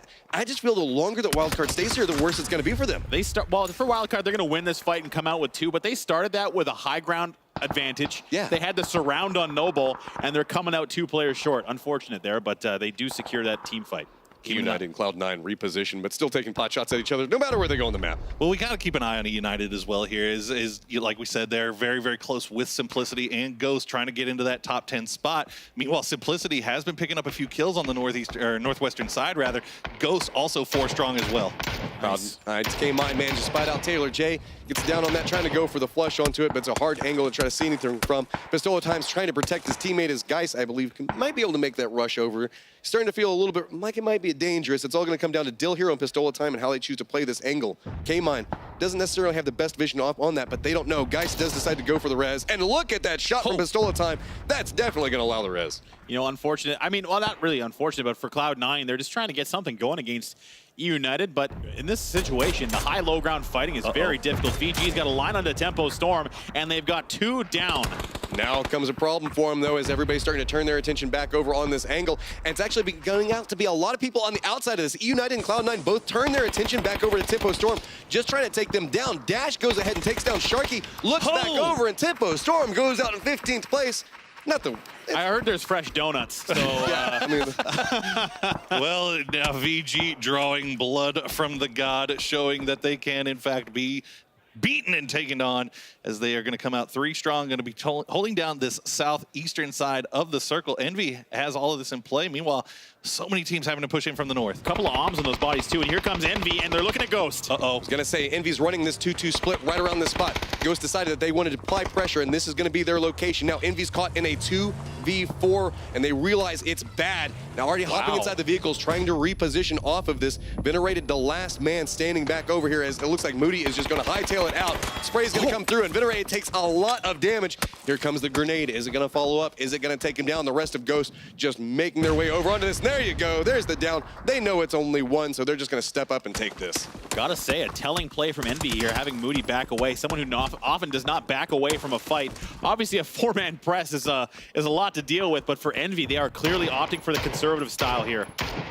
Right now, you can see Envy got we talked about the sight lines. It's kind of flat all around them. They can really force a lot of people to rotate around. Circle does pop back over their direction as well. So getting a little bit of favor from Player Unknown himself with the circle. Now, can they capitalize off of it? Is off to the side of it, United, Cloud9 slowly starting to disentangle each other. I do like the ballsy push from Ghost, rather. You're coming in from the far outside. They must have been scouting this out, had an idea that it was only held by 2, but they pushed into it aggressively. They pushed into it confidently, and they come out on top here. This force that they're going to do, they're going to take the shots at shoot to kill. It's going to force them to rotate, and it looks like they're going to be making their way right up into the face of Smoking Aces. So a little bit of damage coming through, but they're going to drop off right in front of them. So a little bit of exchange still going back and forth as Adam realizes he doesn't have the right angle for it, going to have to retreat back out. Now, shoot to kill. They've got a little bit of a place they can survive at, but it is so hazardous. Yes, indeed. For Ghost Gaming, they're trading shots, and oh, baby. Drassel getting a haircut from Define Legit, I believe, at distance. Oh, and that double nade coming out. So yes, indeed, it's Smoking Aces trying for it. The remnants of shoot to kill in their vehicle trying to make a play. Adam has to crash in. Whoa. Barely any health. Just trying to survive, getting away from the car, knows it's probably going to blow up, and there you see off in the distance, going to survive through that. Now he's just hoping that Ghost and Smoking Aces commence to just shoot at each other and leave him alone. The problem with it is he's got one of the few cover pieces still left in play in a very difficult circle to work around. Oh man, this circle is about to get extremely crazy here on this western edge. All these teams hiding around the edge of Labendi to Crater. That's what, 1, 2, 3, 4, 5 teams as Grenade. Ghost starting to try to push and get this last kill onto Adam. They just want to get control over this area. Is it going to, it doesn't look like it did a little bit of damage. Hey! No, hey, there you go. Shrimsy takes him down. Go ahead and throw out the grenade just in case as well. So now going to retreat back over. They've got themselves a little bit more breathing room. Really loving what I'm seeing from Ghost today. yeah. I mean, I don't know why they save it for the last day, but I guess to avoid relegation, you got to do what you got to do. But for Ghost Gaming, they've been playing with aggression. They're taking spots in the zone. They've got Space Station Gaming to shoot at now. They found themselves on the edge of the zone, not too much cover, and the zone at their back. It's just a matter of how long can Ghost and Envy control this territory. You can see Tim Fate in a little bit of trouble off to the side. Hills do come into play. Envy narrowly still inside the circle. Just a couple of buildings to work with. Ghost, though, this is going to be dangerous for them. They've got Space Station Gaming back behind them. They have crates that they can hide behind, of all things, as they try to make their cross. And one member of Cloud9 is it's going to be K-Mine off on similar angle. Only 2 kills for Ghost right now. They need to pick up these kills off of Space Station here. I mean, they looks like they're sending McCoy in early to try to get some circle position here. But Smoke and Ace is obviously looking fantastic in the center right now. For McCoy, they can take over where Adam was, but they need, yeah, you're right, Paul. They need these kills on the edge of the zone. It would be worth waiting for the circle to press Space Station Gaming out, just purely for the kill points. That's the best way to get ahead on the leaderboard here. But for Tim Fate, they have a similar situation on the western side. They have the crater to contend with those. I don't know what the sight line is between Smoke and Aces and Tim Fate, but they need to start getting a little bit more aggressive, and they try and take the position on their west side of the zone. There's just so many teams just trying to creep their way into the circle. It looks like Space Station Gaming has just decided to hop in a vehicle. 2 members already down. It's going to be a quick set of flushes coming back over there for at least one of them. Balak does go down inside of the exchange, but now that's a lot of damage spinning out in the middle of this Smurf. Somehow with 2 life managing to survive through. Just don't touch that blue zone, but somehow K-Mine on a similar angle to this. You said it and he did it. He touched the blue zone. Oh no, wait, Vexel goes out to blue zone. So okay, Win and Smurf still alive right now. K-Mine taking some long range fire here from VG and I believe still Ghost. Envy. Yeah, Ghost. Nice shots coming out from K-Mine, getting the down back over onto Smurf. Wins in a little bit of trouble as VG's taking a couple of shots as well as Tim Fate. They're getting caught into a little bit of skirmish, and there we go. Win's gonna go down the blue zone. We got K-Mine's gonna go down to interrogate, and now a little bit of a chaos factor happening back over on the west as you can see Tim Fate, Simplicity. We haven't had a chance to talk about them, but they still got 4 members alive. Endemic just caught in between the 2 of them. This is unfortunate for Tim Fate. They took a lot of damage trying to peek over these ridges. You can see the hole on the side of Hetror's head. You know they tried to peek over on Simplicity and Endemic, and now with Simplicity seeing weakness, they're pressing the action. Now they've got the res back over, getting a little bit more control. They just want to take that time to get the meds and look at the grenades just coming down from Simplicity. Slowly walking forward, running as a full pack. We've got Hypot looking back up at the angle, gets the 1, looking back over for the 2nd. Now for the reposition, 2 members going to be coming over. Hypot goes down inside of that exchange, and Tim Fate goes out in 7th. Unfortunate. But hey, huge on the other hand for Simplicity right now. They're going to maintain their 4-man strength. They have the La Bandita crater. They have the height advantage right now. Where the next circle is going to take them and how they can approach this fight with Smoke and Aces here, and what can they do about Ghost? And we can't forget about Lazarus. They've been so quiet up there. They still have multiple members alive right on the edge of the circle. Ghost, they did manage to get in their safe zone, but a lot of damage coming through. You can see the flush is going to come out from Taro. That's going to be great for Envy. Keep in mind, Envy and Tim Fate were neck and neck. The longer that Envy stays in this, the better. But guess what? The circle shifts back over to Smoke and Aces. Envy, you have those great sight lines across those planes, but now you got to cross them. Unfortunate. They're going to have to, man, I keep saying that. I don't know what it is with Envy. They have these turns of events that keep going against them. They have to run against this open field now. Smoke and Aces has this great setup. Lazarus and Simplicity still trying to figure out what's going on with themselves on the northern side. And Ghost Gaming, they have a press into the open as well. And you can see Lazarus has them dead in their sights.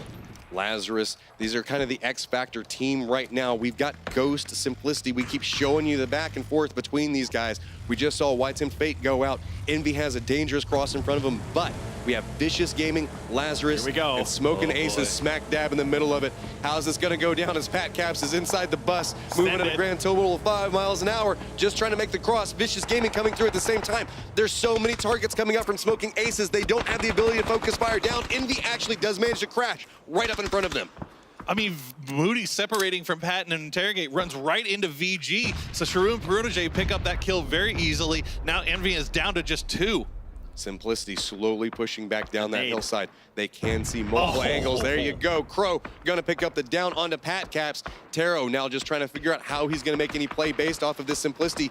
Remember, keep an eye on them. They're just going to apply more and more pressure. They could distract Smoking Aces. Vicious Gaming on the other side, holding back Ghost Gaming. Taro looks like he's gonna be able to get the res off. Cherry Poppins can't afford to give the attention back over towards Envy. It's basically a race right now between Simplicity and Ghost, who can stay alive and get the most kills, because both of these guys are fighting for position and trying to avoid relegation. Lynxie's looking for that angle on the right side. The smokes are down, and here comes the fishing grenade. It's going to land in the pocket. Is it close enough? It's near Pat Caps. He's running away, but he won't avoid it. Pat Caps goes down. Now we've got Taro, the last member, up. Lynxie's just going to try to go for the follow-up grenade to get the flush on it. Maybe get more out. Does Taro go for the res? No, he's going to separate out and away. He really wants to try to get this off, but you can see they're just hiding behind the bus. Going to throw out another set of smokes. Simplicity's got the angle off over there. Smoking Aces now looking back over towards Ghost.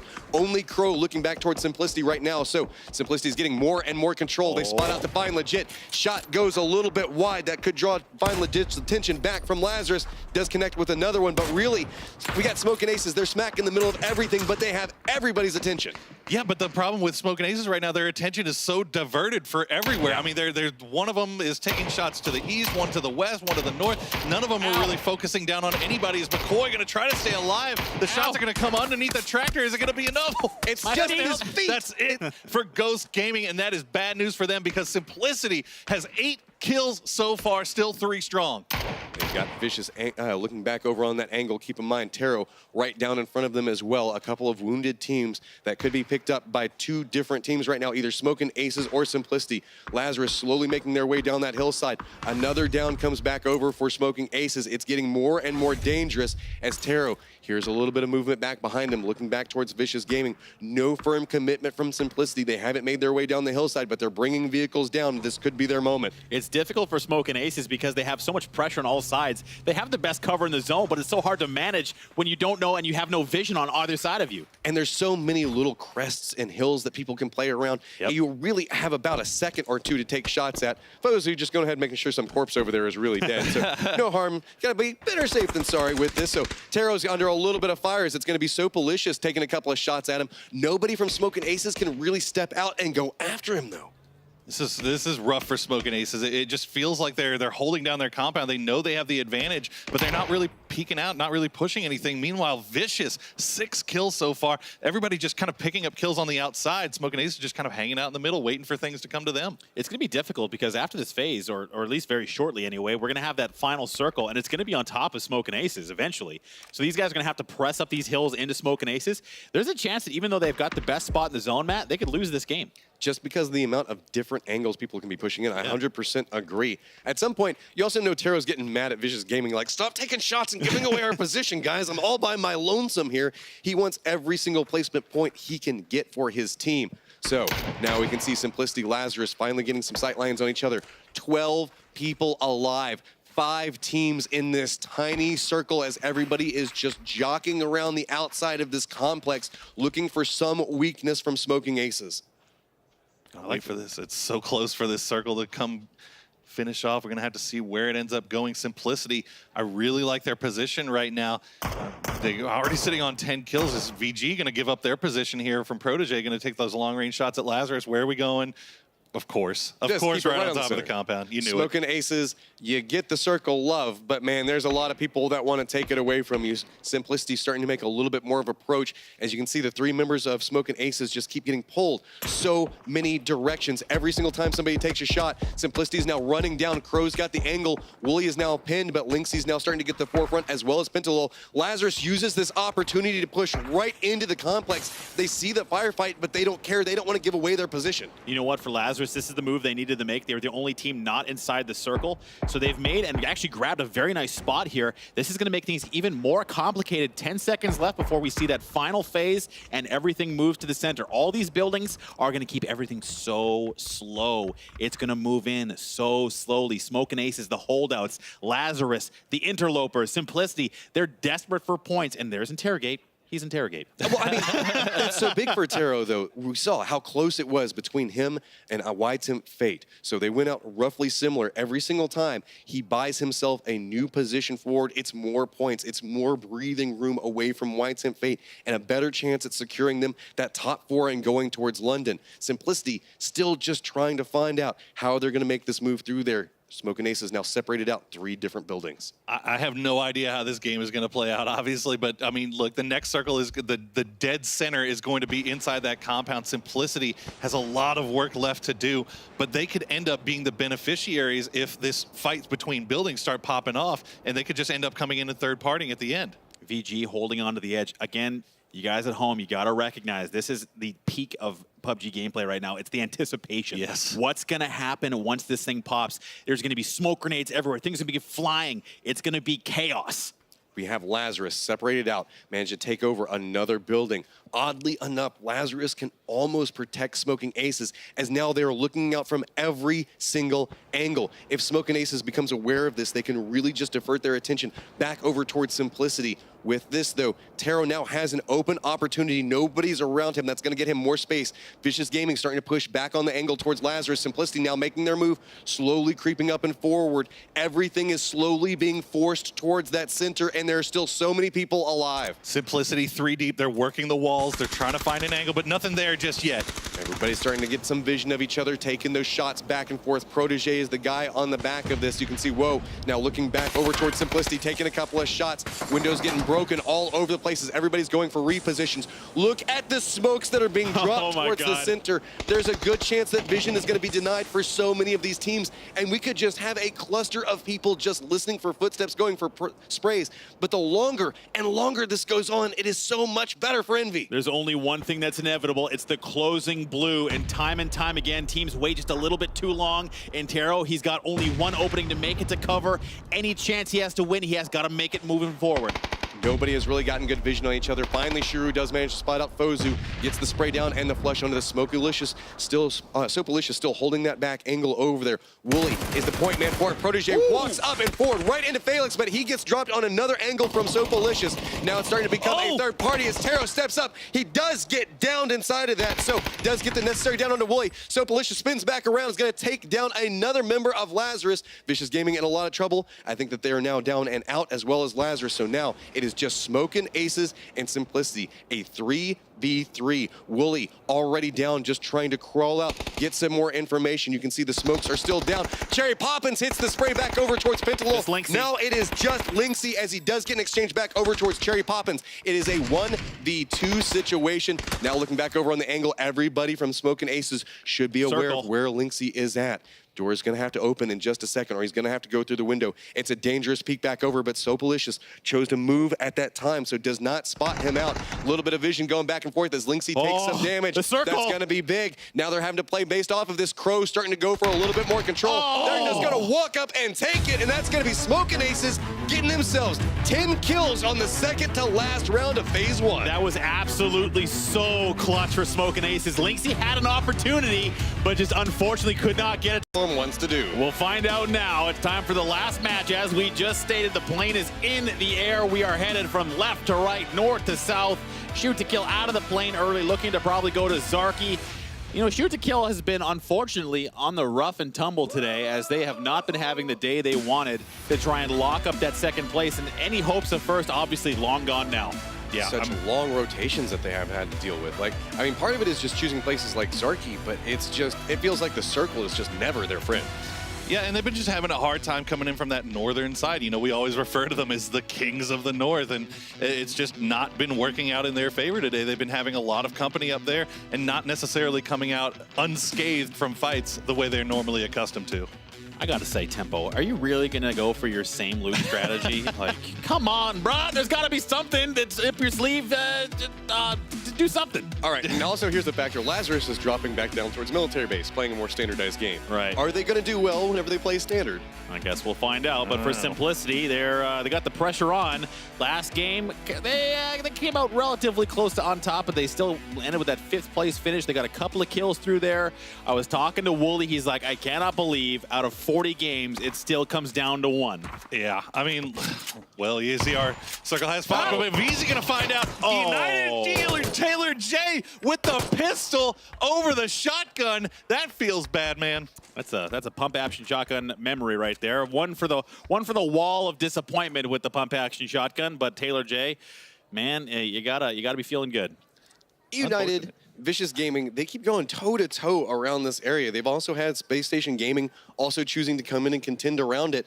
To get the last round started off with a pistol versus shotgun duel and Taylor J coming up on top of it, I like it.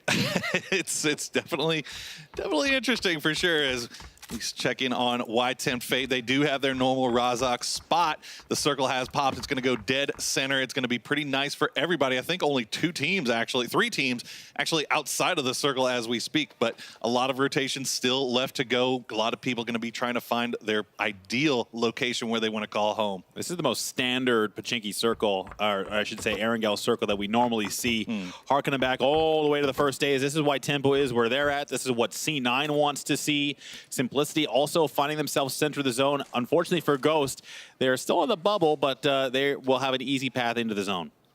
Yeah, I mean, look, we have our focus teams, but we don't know what the points are alike around that. I mean, it could be so close here between 8th and 11th or 12th even, and it's just so hard to tell. So a lot riding on the line. We see shoot to kill in their in this Zarki location, which is relatively, I don't want to say new because they have dropped here before, but you know, taking that northern edge to the extreme, to say the least here. Well, it has been working out for them to a certain degree. It's really influenced their rotations as they have such long rotations that they have to deal with. Normally, this time around, though, the circle actually does kind of favor them that they don't have too far to go. They have to assume, gee, the guys that are probably in Georgia Pole North, they're not going to make too big of a rotation push out of that spot. So they don't have to really worry about their first rotation like they normally do. You know what? I got to say, for those of you at home wondering, like, what's up with the scoreboard? Well, you know what? It was my idea. Okay, how about that? You want to blame someone? You want to throw your weight into your vitriol? Just give it to me. And also, I checked. There's no potential way for you to check other than our scoreboard. There's no feasible way. Don't even try it. Yeah, okay? Googling is not even an option at this point. Like, just throw all that out the window. Yeah. And throw all your hate towards Moses. Absolutely. He's the hero that we need, exactly. not the one that we deserve. Been training my whole life for this. Just embrace the fun of the anticipation. I mean, come on, guys. We're supposed to have fun with this. Just take a breath. Calm down. And you know what? For Oxy, I got to say, we had an opportunity yesterday to talk with these guys. You know, obviously they had a big game yesterday. Not where they want to be in the leaderboard, as any prideful team would be, but for these guys, they've all been showing us just how classy they are, and what a story for Oxymoron to climb through the ranks and make it here to the NPL. And I got to say, they are an example for anyone with dreams of playing professional PUBG. Absolutely. I mean, go back to yesterday, so we I can make sure appreciate it. that every single fence is taken care of here. But go back to yesterday if you didn't get a chance to watch it yet. Go watch the final game of the day where Oxymoron just went on an absolute tear. J-Sank proved to everybody that he is a for real legit player. I mean, it was such a great moment, and I can't wait to see how these guys do in the relegation matches. Hopefully we'll see them back for Split 2. Interesting positioning coming out of Hetjor. He's just decided to go on near as close to middle as he can get, and that kind of puts him in the Badlands just south of Sunken City. Well, the rest of his team is still up around Rajak. You don't really see too many people opting into playing this position so early, but Cloud9 does tend to rotate out of Pachinki and go north. Looking at the way Y10 Fate, I mean, I think we kind of are sensing right now just kind of the big game that Y10 Fate needs to have. And when I say big, I'm talking like 17 kill victory type style game here for Y10 Fate. That's maybe even more so. Again, it's Y10 Fate putting themselves in an awkward position.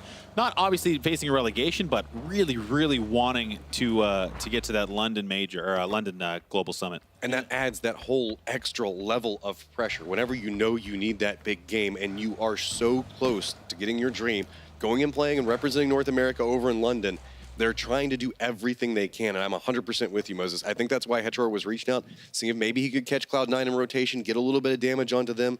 Simplicity, also in a similar boat. They're wanting to avoid that relegation spot.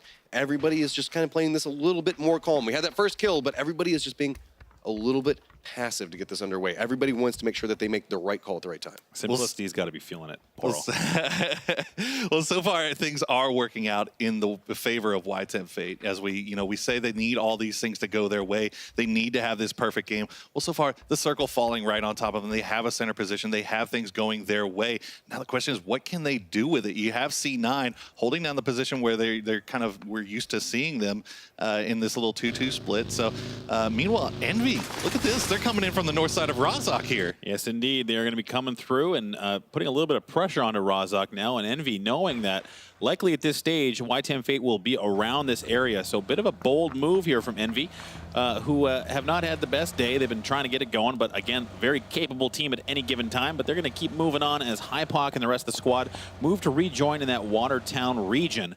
So for YTM Fate, you know, I got to say, who won the first game of the NPL Portal? That'd be YTM Fate. Yep. Yeah. So we have one more chance here for YTM Fate to bookend victories on the entire first split, and they've got the circle to support them. We'll see if they can have it in them now. I just love the fact that we're seeing YTM Fate and Envy both just trying to take control of their destiny. YTM Fate stretching out, trying to find those kills. Envy kind of bullying around where YTM Fate normally hangs out at. These are all measured in intelligent choices for each team to make. I mean, you talk about YTM Fate, you talk about Team Envy, Shoot to Kill. These are also all teams that have been around forever. I mean, these players themselves, I mean, they've been maybe playing on different teams, but these are guys that have been around since the beginning of the scene, and it's so just apropos, really, to see these guys battling it out for this spot to go to this first Face It Classic. YTM Fate finding a bit of a terrain spot here to hold on to. This is an interesting choice for them, but for simplicity, they're already getting these little shots taken at them and from across the way, and YTM Fate is no different as the center zone starting to fill up. Tempo Storm, you know, I gotta say, a little disappointed we're not seeing a little bit more excitement out of them right now, considering their massive lead, but they are just, they're playing it out. They're practicing as they play in this situation. Got Endemic something over on the top of Everest. Uncivil playing down on the other side of it, looking back towards Oxy. A little bit of an exchange went through, but should be able to get this res fairly safe. But Oxy's still taking a couple of pot shots back up on this angle, so it looks like they're going to decide to use smokes just to be safe. That's going to be one kill picked up for Shoot to Kill already, as we remember Shoot to Kill in 4th place, YTM Fate in 5th, chasing that. So YTM Fate got to be keeping an eye on the scoreboard there. Not necessarily watching it, don't freak out over it or anything, but just kind of keeping an eye and kind of knowing what your position is, what you really need to do, as we see the new circle has popped and is going to be centering up over those Rozhok fields, those rolling hills. Nothing too crazy for most of the teams. Almost all of them already inside the circle, as you can see. Dimick might have to go for a reposition, but really Lazarus and Vicious Gaming bumping into E United again. Gotta say, this has been a bit of a frustrating start for both of these teams. They're gonna press the action. Dill Hero is not gonna leave anything to chance. He comes out, cleans up Dash, and they're gonna get the res onto Pistola time, so that's another point from VG going to E United. But Ghost, look at this. They hear the firefight. They are running down after this. E United has to be so cautious. This is very, very crazy coming out from Ghost. They're making a super aggressive early play off of this. They're wanting to try to go for the positioning off of it. Already spot out Dill Hero, a little bit damaged. He's going to go ahead and just get down and flushed. Numbers now definitely in the favor of Ghost. Quick flush there coming out of the boys from Ghost. McCoy gets the down and the quick finish. They're going to pick up that one kill. Looks like they're going to pull off of this for now, though. Not really wanting to fully commit to this, as they are on the edge. You always have to be a little bit aware of that. Bit of a hit and run here for Ghost Gaming. They have to avoid this getting tangled up on the edge of the zone. E United not going to push the action. But I think that was logical coming out from Ghost. They know the teams that are around him in that same congestion point. So they step forward, did some damage to somebody that might be trying to climb up the leaderboard next to them, and now step away after they've done the wound. So now, Venerated, he's going to be looking at Smoking Aces. We've seen a lot of action coming through Rozhok so far in this early game, and as again now Smoking Aces coming into to roost right now. But for Envy, they're not moving too quickly. They're trying to take things nice and slow, but they have been spotted. Smoking Aces are going to start taking shots their way. Smoking Aces, never afraid to take shots, specifically in the early game. We talked about these guys get first blood a ton. They following up right back behind Envy and how their rotation came into play. So Envy playing the other side of the hill just off of Rozhok. And see, up on the top of it, we got Crow trying to get a little bit more information. They are running a 2-2 split, but Smoking Aces doesn't look like they're wanting to play this too aggressive. They're just hoping to maybe get it down here or there. If they could get 2 off of it, they'd be great. Just taking some random shots, letting them know they're there, not wanting to make them feel too comfortable. Just off to the west here, though, we have YTM Fate holding down Watertown. Meanwhile, Shoot to Kill has pushed into Ruins as well. So these are two teams that are neck and neck in the standings, could be running into each other depending on how this next circle goes. Ghost, I think, is playing a little bit worried here. They're stuck to the edge of the circle like glue right now, looking for a way to maybe find a path center, but through those Pachinki fields, it's extremely difficult to rotate. You can't go anywhere near there, especially at this stage of the game. Maybe a northern rotation might help Ghost find some pressure, or find their way out of pressure, I should say. But again, there's just not a lot of real estate available right now.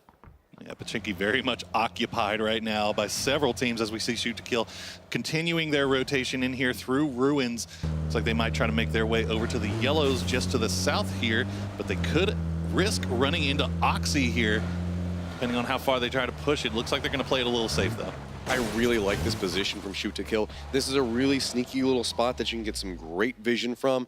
A lot of control. This little double-walled area, you end up with such a defensive position, but you have to be so cautious of the hills just back behind you. Basher just taking a look around. I think they heard the vehicles, but don't really have any line of sight on this. But look at this, Oxy, full committal to this. They're pushing in here, so this could be bad news for Shoot to Kill. Here comes the circle shift, and we're going to be headed towards that school area. Simplicity feeling very good now. They've got a strong hold in the center of the zone. They've got a compound all to themselves. Cloud9 looking their direction now, likely going to see Nerf rejoin forces along with Lobes, with K-Mind and Profi in the center of the circle, and that is going to be the pressure point along that western side. They're going to have great vision on all these teams. Shoot to Kill, Oxy, Wildcard, they're all going to have to make their way in there. Look at Adam just waiting for anybody to potentially go for this peak. He has to have an idea that somebody might be pushing up onto it. He does spot out Basher, takes a couple of shots at him. Basher's just turning back around and running back up onto this. Adam doesn't manage to connect and get the down, but that is going to reveal Basher all by himself. The rest of the members of Oxy already gone for a reposition over on Purdy Curdy's side of this fight. Maybe no grip on that SKS there for Adam. Yeah, that was a rough little shot there, but Purdy's going to go down to Clam, or J-Sank. Or Clay, well, going to go down to Clam. J-Sank going to try to go for the flush here with the grenade. This could be going worse for Shoot to Kill here. And this could be a big problem for Shoot to Kill. They're needing to control their point totals right now. They've got Oxy that steps up, but Uncivil denies the main killer coming out from Oxy. J-Sank is now down. Basher's going for a reposition. Everybody's just trying to get their reses off and look at the rotation coming through, but why tempt fate? Here's the fight, starting to move over slowly and steadily, trying to do this as measured as humanly possible, trying to run over. Clam's gonna be able to get the res. Now Basher, in a very necessary position, caught up against Uncivils. This is essentially a 1v1 as both reses are going back off. Purdy Curdy does manage to get it. Uncivil spots out Basher and drops him. This is starting to get really rough for Oxy. Yeah, unfortunate turn of events there as Basher looking to move into the foreground, unable to get anything going, having to drop everything. He's tossing all his gear. His day is over, his split is over, and Basher will be in the lobby now, watching the rest of his squad try and deal with the remnants of Shoot to Kill. Shoot to Kill managed to get their res back up, still 4-man strong, now firmly aware that they have the numbers control back over towards Oxy. Oxy in a very dangerous position right on the edge of the circle, playing the Badlands, not known for the most cover. Shoot to Kill starting to get more aggressive with it as Adam gets the down onto J-Sank again. Yeah, why tempt fate not wanting to commit too much to this. You can see they're trying to see if they can get an angle, but not really wanting to push out as the grenades are going to come out from Alo. They look pretty good. They're going to land right on top of him, and that's going to be Oxy going out in 16th place. Shoot to Kill with another punch of points for themselves. Why tempt fate? Shoot to Kill right next to each other. We're kind of keeping an eye on, remember, there's guys in those cusp spots, and these are our two follow teams right now, a Shoot to Kill. Why tempt fate? Taylor J, though, looks like he's crouching right up next to Tempo Storm. They're trying to get a res off. I'm liking this positioning and this aggression from Taylor J. The spray comes out, not going to land right away. Who will get Maluk down? Zappa, he's low health. Sharky on the flank, they're pressing, and there's just too much. And now it's going to go back to Sharky. Again, the spray. And man, Tempo Storm just not taking their foot off the gas. Got two members down at the time. E United's trying to go for a little bit of a reposition. Looks like Geist doesn't want to have anything to do with the rest of this fight. He's trying to go for a low in flank, maybe try to sneak back around him. They have to be aware that the damage is done. And if you can get close range with the DP, man, you can do a ton of damage. But it's taking so long for him to get the vision. The reses are starting to come back off on this. This could turn out to be very terrible for Geist as he's not inside the safe zone. He's going to have to run right along a full 4-man Tempo Storm, and he realizes it. He's just trying to get away from him. Yeah, and unfortunately, no utility, no grenades there for guys to be using on top of this. They know that they had the 2 downs onto Tempo, but guys, the last remaining player up for E United. But I mean, at this point, what are they really playing for here? I say go for it. Endemic now encroaching right up next to Simplicity. They've got to be a little bit dangerous around the outside of it. Something actually ended up giving himself a little bit of a love tap there. Pentalol is looking back over towards Ghost. Long-range grenade could come out. The angle looks like it could be a little bit awry off of it, but Wolf now nowhere to really go, just trying to make loops around to meet up with his friends, but there are so many people along this hillside. I gotta say, Simplicity allowing Endemic to get in here. Ghost coming on the northern side. They're feeling the pressure now. This is a big matchup between Simplicity and Ghost Gaming on the edge of the circle, with Endemic taking shots north towards Lazarus. This whole area is completely awash with players. Everybody's looking back up towards Woe, but Fozu's actually managing to make landfall right up on top of them. He's slowly crouching over on that other side of it. Shots now coming out from Walt Jr. They're going to take down Lazarus members. Starting to get a little bit hectic on the outside as there are a ton of teams all right next to each other. We've got Lazarus, Endemic, Simplicity, all looking back and forth with each other. Ghost on the outside of it. Wildcard, Cloud9, shoot to kill, also approaching on a similar vector. This is just starting to turn into sheer pandemonium on this part of the circle. Endemic needs to try to pick up as many kills here as possible. They're trying to hold on to that 10th place position. They have Simplicity just on the other side of the street, but they can find no angle here to get involved in this fight. Got Fozu right up in the face of Endemic. Reses are starting to come off for them, though. Endemic aware that they do have Simplicity on the other side of this. Fozu's trying to figure out, okay, we need to back off of this, try to find a different angle for it, but he's going to make a lot of noise in that reposition. I believe that Endemic did hear him, now starting to position around this specifically. Off in the distance, we also still have Space Station Gaming way up towards the top of this as well, so everybody has to be ridiculously cautious on any misposition. It's just going to be a down instantaneously. YTEM Fate on the edge of the zone, still battling with shoot to kill. Ghost Gaming's got themselves a little bit of a dip. Their cars have been exploded, at least one of them has. And for Ghost Gaming, it's just going to be using this terrain. Here's YTEM Fate. They have this ridgeline to work with. Very difficult to push over because there'll be so many eyeballs looking their way. You can see Ghost to their left side there. They have Wildcard in front of them. Shoot to kills there as well. YTEM Fate just looking to pick up any kills. Kind of get on Civil down, and they will. And that's a quick finish there.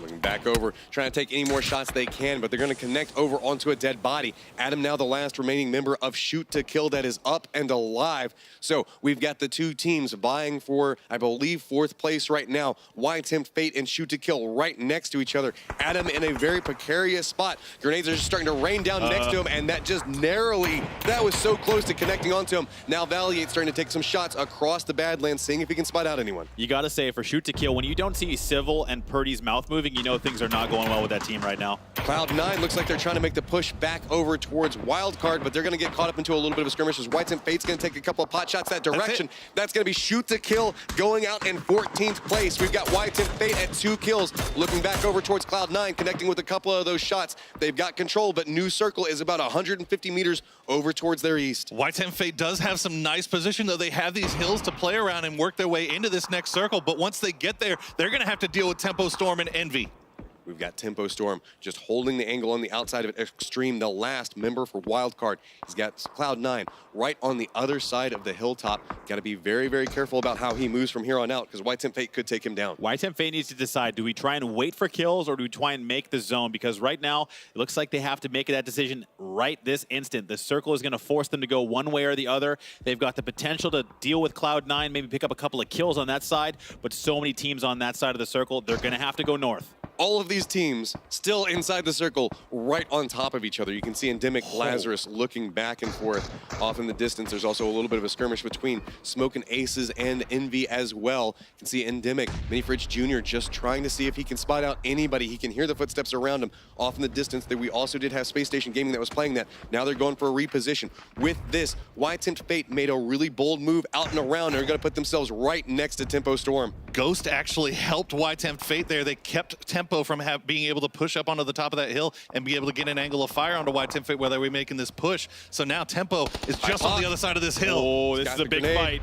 That's going to land off a little bit separated from both of them. Zampa's going to step back up. He's going to get spotted out, and he's going to get dropped off of it. That's going to be YTEM Fate getting control, getting that first down, flushing it. Now it's just 2 members of Tempo Storm down the hillside. Sharky in a little bit of trouble. Grenades are going to start raining down but right up above this. This is going to be kind of a tricky grenade because you have to make sure to curve it down that hillside. Goes a little bit too far. Grenades are going back and forth, and they're so difficult to connect on. YTEM Fate now looking back over towards Ghost. They see a couple more kills. They want to try to to pick up, but cannot get them. They still have Tempo Storm right down below them. Envy's off in the distance as well. They have to be so cautious of any push that they make. They just want to take down Tempo Storm, but they can't get the peak. This is pure desperation. Y10 Fate is trying to get as many kills as possible. That's one down. Sharky's going to do some damage to Hypoc. You can feel the desperation for Y10 Fate. They need so many kills, and they have so much going on around them. Hetchwar still playing the top of this. They want to try to go for the res. Now it's just going to be onto one member. Valiate has to protect them. They're trying to get some more grenades off, just trying to get a little bit more cover.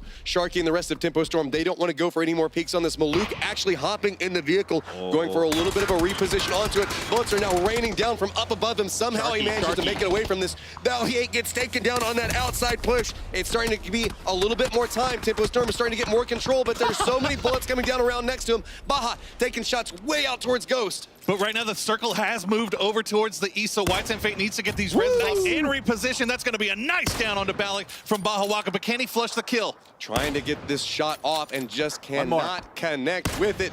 Trying to get the curve and will not manage to get the flush onto that. Gonna have to keep an eye on it. Tempo Storm did manage to reposition. Keep in mind, there was also the fight between Envy and Smoking Aces just on the outside of that. Sharky and Maluk are messing around right now. You might not be able to tell, but Maluk just jumped in his vehicle, drove around, gave Sharky an opportunity to flank, and they let that happen to him. So now Y10 Fate having to recoil and try and get back into this thing. Sub-Zero has an angle, trying to take a couple of shots at the endemic players. We've been watching this fight for a while. All of these guys need to move. They are no longer in the new safe zone.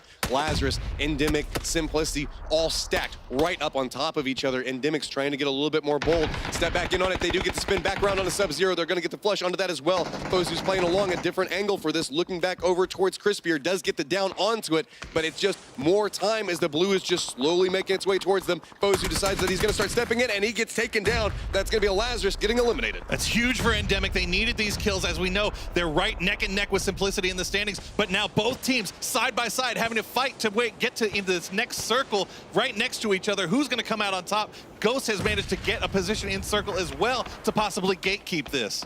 Ghost just looking back this direction. You could see Simplicity was thinking about taking a little bit more of a bold position. He's going to be spotted out by something. A couple of shots do not really connect with him, so he's just going to have to make the cross right up into Endemic.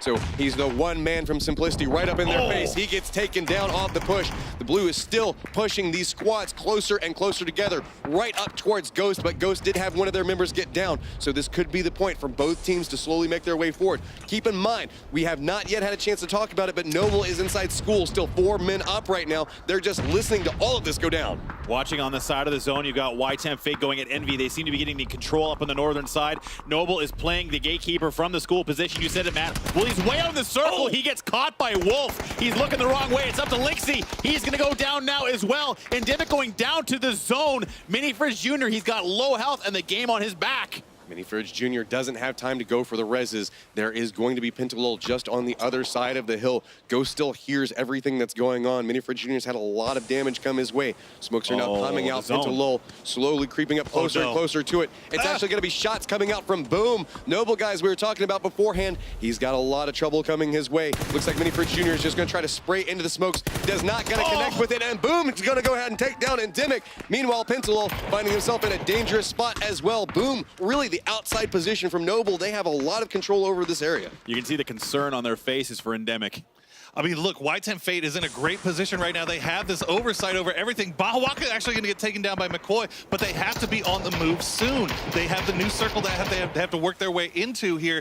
And meanwhile, Ghost, Noble holding down this spot. Pentalol just going to try to stay alive for as long as possible for Simplicity. Y10 Fate has just not gotten the kills they needed this game, I don't believe. They're trying. They're trying so hard, but you can feel it in the way they've been playing. They can't take the risks they need to without potentially jeopardizing their position. They've got Envy right down below them. They did have Shoot to Kill go out very early. They do spot out Venerated, goes for the spray onto it. Venerated does manage to drop back down inside of his smoke. They're just trying to take what shots they can, praying one of them connects, gives them that extra point that they need, but it's going to be a couple of long-range shots now coming through. Venerated is essentially 1 point that's just trying to be passed between these two different teams. Venerated is just trying to survive. Here comes the push as it's going to be Ghost looking back up towards Y10 Fate as they're making a very bold choice, just trying to jump inside of vehicles, running down that hillside. Y10 Fate used all their grenades on Tempo Storm. They could have cleaned up one more kill there from Venerated, but because of all that utility usage, they had nothing left. Trimsy has the angle, but does get forced back away from it from Hypoc. He wants to make his way over towards his home country. He wants to go play over in England, but he's starting to get a lot of pressure coming out from Ghost. Somehow Venerated is alive. Some shots are now coming his way as it's going to be Ghost right up in front of him. You can see Walt Jr. is trying to get the spray. Oddly enough, it's Tempt Fate that's taking the shots back over towards Noble that is protecting him at the time. Smoke's starting to come out from the guys from Tempt Fate. They know that they need to make a little bit more of a push, trying to find that right angle. Venerated takes a little bit more damage. Walt Jr. as well. It's just an exchange of damage back and forth as the push still continues. There's still a lot of points left on the table. Right here as Valiant can sit down on a Daculus from range. Can they get to find Venerated here through the smoke to finish off this kill, gain another point? The flashbang came through. Venerated does get to spin back around onto Valiant, but he does go down. But way off in the distance, we've got Ghost. Walt Jr. still playing the angle. There's nowhere for them to go. That's just coming apart at the seams. Ghost is just tearing him apart on that angle. Hypoc is just running on near on no life, and he gets eliminated. And there goes the hopes and dreams of Tempt Fate on the back of an excellent Ghost shot as McCoy follows up with another terrific headshot onto Walt Jr. We're down to 7 people alive in the last round of the NPL. 2 teams. It's going to be Noble. On the other side of it, we've got Ghost. 3 members up on one side. About to have 2 reses pop off, so now Noble's going to be back up to 4. Circle right on the outside of their wall. There is near on no cover for anybody from Noble to work with. They're going to have to run and gun and use a ton of utility to get some type of positioning. We have to talk about the phenomenal performance coming out here in the final day by Ghost Gaming. They were so close to being on the cusp here, but they have fought their way back and avoided this relegation. McCoy called his shot. He said Sunday was going to be our day, and it is turning up roses for them right now. Noble still just trying to get a feel for what's happening in front of them. They're just going to have a tiny bit of a wall to play. Finally, Fudge, you can see, starting to make his way on the outside of the wall, trying to use a little bit more smokes, but there's just so little cover for them to work with. This is really looking like Ghost. Unless Noble can hit some shots, that they should have this in the bag. Edak's got that bolt action ready. He's looking for his opening shot. Balak takes a couple of shots back over that direction. Way off in the distance, we do have McCoy as well, looking back in towards this fight. So much smoke, so much utility. Keep in mind, Noble has been playing in that position for quite a while. Haven't had to use as much as necessarily Ghost or any of these other teams. Look at this. Noble is actually managing to crest their way, slowly making their way over towards this hill. This could give them equal footing. They just have to try to get a little bit of a more of a reposition. Walt Jr. knows this. He's going for the stretch over for it. It's really a 1v1. Who spots who first? Shrimzy has to be very careful as Walt Jr. does spot him out. Can Shrimzy hit the shots back over to this? No, actually Walt Jr. managed to make it to the rocks. Shrimzy's letting them get the flank on him right now. Now we have the position coming out. Boom, trying to get the angle, gets the down onto Shrimzy. McCoy now coming over, trying to take over this spot. Boom's looking back up the hillside, it's gonna spot him out. And that's gonna be Noble getting the last round victory of NPL Phase 1. Wow, what a classic move.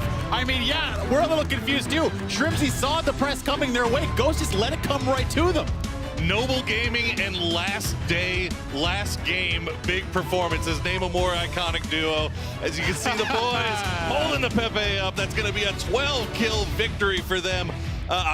Unfortunately, I don't think it's going to be enough to really make a difference. There's so much stuff, though, that was decided by this final game. But what a great performance by Noble there, holding down the school and just owning it. Yeah, they had lots of time and space, Matt. We talk about cusp teams. Second place, Ghost Gaming. Third place, Tempt Fate. Fourth, Envy. Fifth, Simplicity. This leaderboard is going to be nuts. Lots of parents out in the field today to see their boys perform out here as Noble takes the last victory of the first split. It wasn't their time, but listen, it was their game. Man, 7 kills for Tempt Fate in that third place position. We could see, I mean, shoot to kill finished way in the bottom. We don't know where they are. I don't know how many points were separating them at the beginning of the game. It's going to be close. We got to give a shout out to Boom and Fudge, though. Boom showing up for Noble, getting himself 5 kills. Fudge as well back behind that. McCoy top fragging for Ghost, getting 4. Headshore, no surprise on Tempt Fate, getting 4 himself. Good to see him wake up here on the last day. Yeah, for Noble, it's been a journey. For everyone here, it's been a journey. But now the question stands, who is going to be going to that London Classic? Who is going to be facing relegation? But wow, what a journey here in this first split. All right, and here we go. Highlights from this last round. We can see it's going to be VZ walking up with the shotgun. Going to walk right into those pistol shots and get taken down by Taylor J. That feels bad, man, for VZ. And I mean, he had no armor, no helmet, no nothing. The pump shotgun, though, is a fickle mistress, Moses. Yes, indeed it is. The pump shotgun always feels bad when it doesn't go your way, but feels so good when it does. Uncivil looking for those long-distance shots. A shoot to kill. Wow, they were put through the ringer this game as well. But it was VG and E United tangling up early and often in this game. That's kind of surprising. It feels like E United always gets this enemy every single round. If you haven't realized it, they always have to be fighting against. Yeah, Ghost actually trying to make a nice little performance here. Got the quick flush and the kill and then pulled away. As you said, Moses playing that edge, and here we see shoot to kill, trying to make stuff happen. They picked up a nice couple of kills here, but will it be enough? Taylor J getting the spray back over towards Tempo Storm's Mo Luke. You can see that a little bit of a problem is now everybody just turns back around. That's the common factor when you shoot Tempo Storm, man. Everybody spins back around and is like, no, you don't do that again. Yeah, absolutely. I mean, Y-Temp Fate and Shoot to Kill, we'll be seeing that shortly. Or sorry, rather, Y-Temp Fate and the Tempo Storm on this ridgeline. This is a big one. You can see how often they tangled up. They were just pushing over this ridgeline. That's a rough push for Zampa, but he almost made it work, and this is check shooter going down. I mean, Y-Temp Fate did everything in their power to put themselves in a position to where they could pick up a lot of kills and a lot of points, but here we go.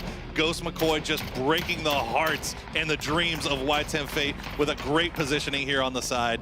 Ghost, I mean, look at that position. They have a beautiful sight line right along that wall. They had to expect somebody to have to leave it sooner or later. Noble, though, great repositioning coming into this. They managed to get two people on the outside flank for it, and they just step up into the fight with so little fear. I love to see it. Shrimsy's the key man in that situation. But hey, it's one game, it's one play. You'll get that one back in the future. There's a long road ahead for Ghost Gaming and everyone else here as well. But I mean, wow, that was a final game to remember as Noble, having struggled so mightily, pick up a nice victory. I love this fact you can see so many of the players are like, they've got out their phones and you have the calculators open like, okay, where are we at? How's it all breaking down? And here we go, match number 4. 22 points for Noble. That's a big game, and Y-Temp Fate picking up 12, man. There are some kills there they wanted desperately, Poro. 12 points. You see shoot to kill down there in 8th with 4 strictly off of kills. You can see who else were we keeping an eye on? Endemic, 8 points. Simplicity, 6. Oh, that's so very close, man. It's so close. We're going to have to go back to our final leaderboards to figure it all out. Tempo Storm finishing off the day with 2. I mean, obviously, you know where we're going to see them here shortly. But, I mean, look, great performance coming out from these teams, especially for Noble. That's a huge way to finish your first phase. Matchroom, you asked, if Lazarus sticks to their normal strategy, what will happen to them? Well, I guess the question has been answered. 4-corner strategy for Lazarus from this point forward. I'm calling it right now. That's the way they should win. Yeah, absolutely. I mean, Y-Temp Fate, they've got to be feeling everybody here in anticipation as we're still tabulating the points here to figure out who's going where. But, man, what was your favorite moment so far from the first split, Poro? Oh, man, that is... Never mind. Stop talking, Poro, damn it. Here's Moxie Moron coming in the last spot. Noble, 15th place. Lazarus, 14th place. And there's Space Station Gaming. Space Station Gaming drops out of the top 10. They're going to be having to go and fight for relegation. Oh, man, they have got to be feeling the disappointment now. Space Station Gaming, I think, came into this weekend in 7th place, dropping down to 11th. And there, the look says it all. And you know what? Unfortunately, Space Station Gaming, they have a road ahead of them. They got to figure some things out. Moving a little bit forward now. We're going to see, Y-Temp Fate missing out just barely. 283 points for them, but Simplicity dodges it. Endemic dodges it. Ghost dodges it. What a shakeup at the bottom of the leaderboard. Let's give it up to Ghost Gaming and Simplicity for turning it up on this last day and getting the necessary points to push themselves out of relegations. It took them to the last day, but finally Ghost ends up in a spot that's a little bit more respectable for themselves, getting themselves up to 8th place here off a great performance in this final weekend. But here you go. There it is. Tempo Storm atop the leaderboard, but shoot to kill and Envy so close together at the bottom. So it's 4th place for shoot to kill, 3rd place for Envy, Cloud9 in 2nd place. But our winners, Tempo Storm. Zampa's smiling. He caught it on camera. Aha. Yeah, I love how he can hear us now. He has the ear-nears out. So congratulations to Tempo Storm. These guys have been absolutely freaking dominant all split, and it is no surprise to see them at the top of this leaderboard. I mean, at this point, you can't really say anything else about Tempo that has not already been said. Just like you said, absolute dominance from beginning to end. Just came in here, knew what they want, did whatever they wanted to do, they could do. I mean, nobody could stop them. I gotta say, Tempo put on a clinic from start to finish. I gotta say, one last little shout out. Why Temp Fate missing out by just a sliver of points? But man, Tempo Storm from beginning to end, 100% domination. We're at the end of phase 1. Let's do a quick recount of this. Phase 1 preseason, who won that? Woo! There it is. Tempo Storm. Who won the Battle Royale? Tempo Storm. Who wins phase 1? Tempo Storm. There These guys are going to have tons of big quality checks to play around with. Absolutely, man. Big floppy checks. You got some trophies to hand out, and boy, what a nice trophy. Rachel's handing out the microphones, but man, I gotta say, super impressive job.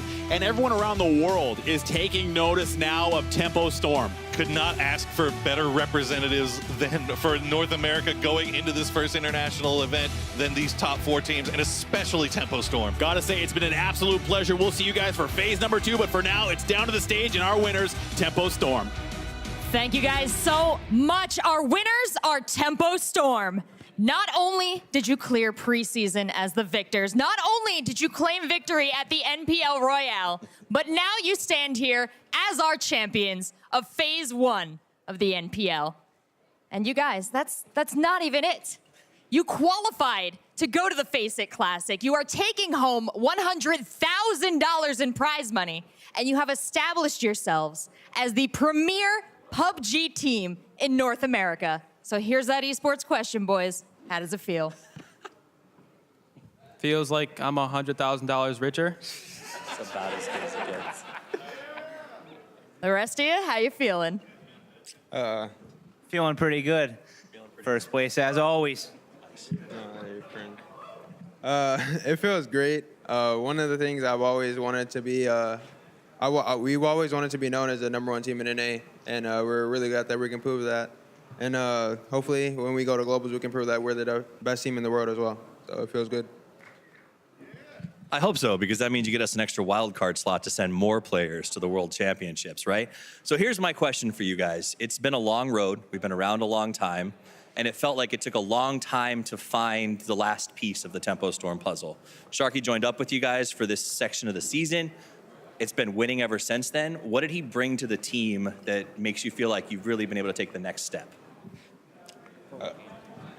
For me, it's the fragging power, obviously. He's a really smart player. I think he's the best aimer in NA, without a doubt. And he just is really passionate as well. He always wants to win, and he strives us to win as well. So it's good. Awesome. All right, I got another big question here. Go for it. Zampa, 6 months ago, you and I stood in a hotel hallway as you emotionally talked about not qualifying for PGI, the frustration Tempo was feeling at the time, and even thoughts of retirement. 6 months later, here you stand, the #1 team in North America, headed to the Face It Classic. What's that journey been like, and how does it feel to be back at the top?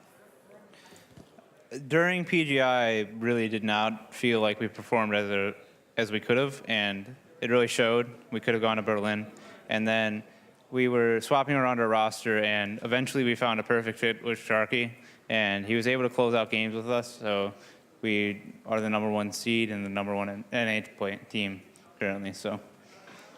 Very nice. I guess I'll finish up with one last one. Maluk, since we got everybody else on board, I feel like you've evolved a lot over the last couple of months. You're doing a lot more calling. It seems like you're more animated in general on the mic. Has it been an evolution for you, learning how to lead these guys from where you were sort of struggling to keep up to top team in North America? I guess to an extent. It just, I've had a lot of teammates, and this is the first team I've had that it really feels like they have their trust in me 100%. They know that I'm going to lead them to the wins, and they trust what I'm telling them to do 100%, and they know that we can win games. I want to thank my family, obviously, for supporting me at home. I really appreciate it. I want to give a big thanks to Raynad and Tempo Storm. They scouted us out a year and a half ago, and they believed in us the entire run. Feels great to be, winning tournaments for them, taking them home. And last but not least, I really want to thank Red Bull and NVIDIA. They've been helping us out with boot camps, equipment, energy drinks, whatever we need. They've been with us every step of the way, and we wouldn't be able to do it without them. And a special thank you to Sam Mayo for helping us out, sending us packages, and being in the crowd with us. An incredible job, guys. You've done so well all season long, and I want to give an opportunity for your coach and your manager to say some words as well. What do you think of this team, and what does it mean to you to see their success like this? They're nuts. I mean, they've been killing it since me and Sharky came on board, and I mean, yeah, they've just been playing out their minds. I hope they keep continuing to perform the way they are. Well, you and your team have so much to be proud of here. And we have another opportunity for you to feel real good. We've got Alex Penn here, the North American esports lead of PUBG Corp, with something special for you guys to take home. Ladies and gentlemen, Tempo Storm taking home $100,000, the ultimate prize, the emergence of a North American dynasty. I'm excited to see what you guys bring to London and represent all of us well, and hopefully earn another spot for us to send more teams to the World Championship. Congratulations one more time, guys. Tempo Storm.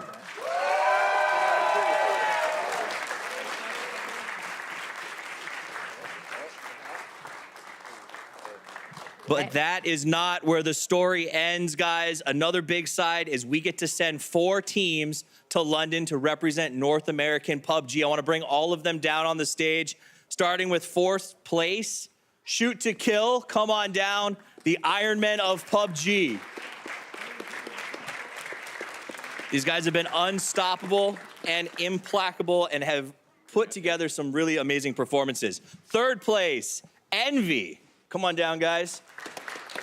Despite roster changes in the middle of the season, you've gone from struggling in the middle to dominating up here on top. And finally, in 2nd place, Cloud9. Come on down. Roster changes and the additional lobes, that you guys seem to really find your footing. That said, these are the 4 teams that are taking it all the way to London to represent North America. Ladies and gentlemen, let's give it up one more time for STK, Envy, C9, and Tempo Storm. This is North American Battle Royale.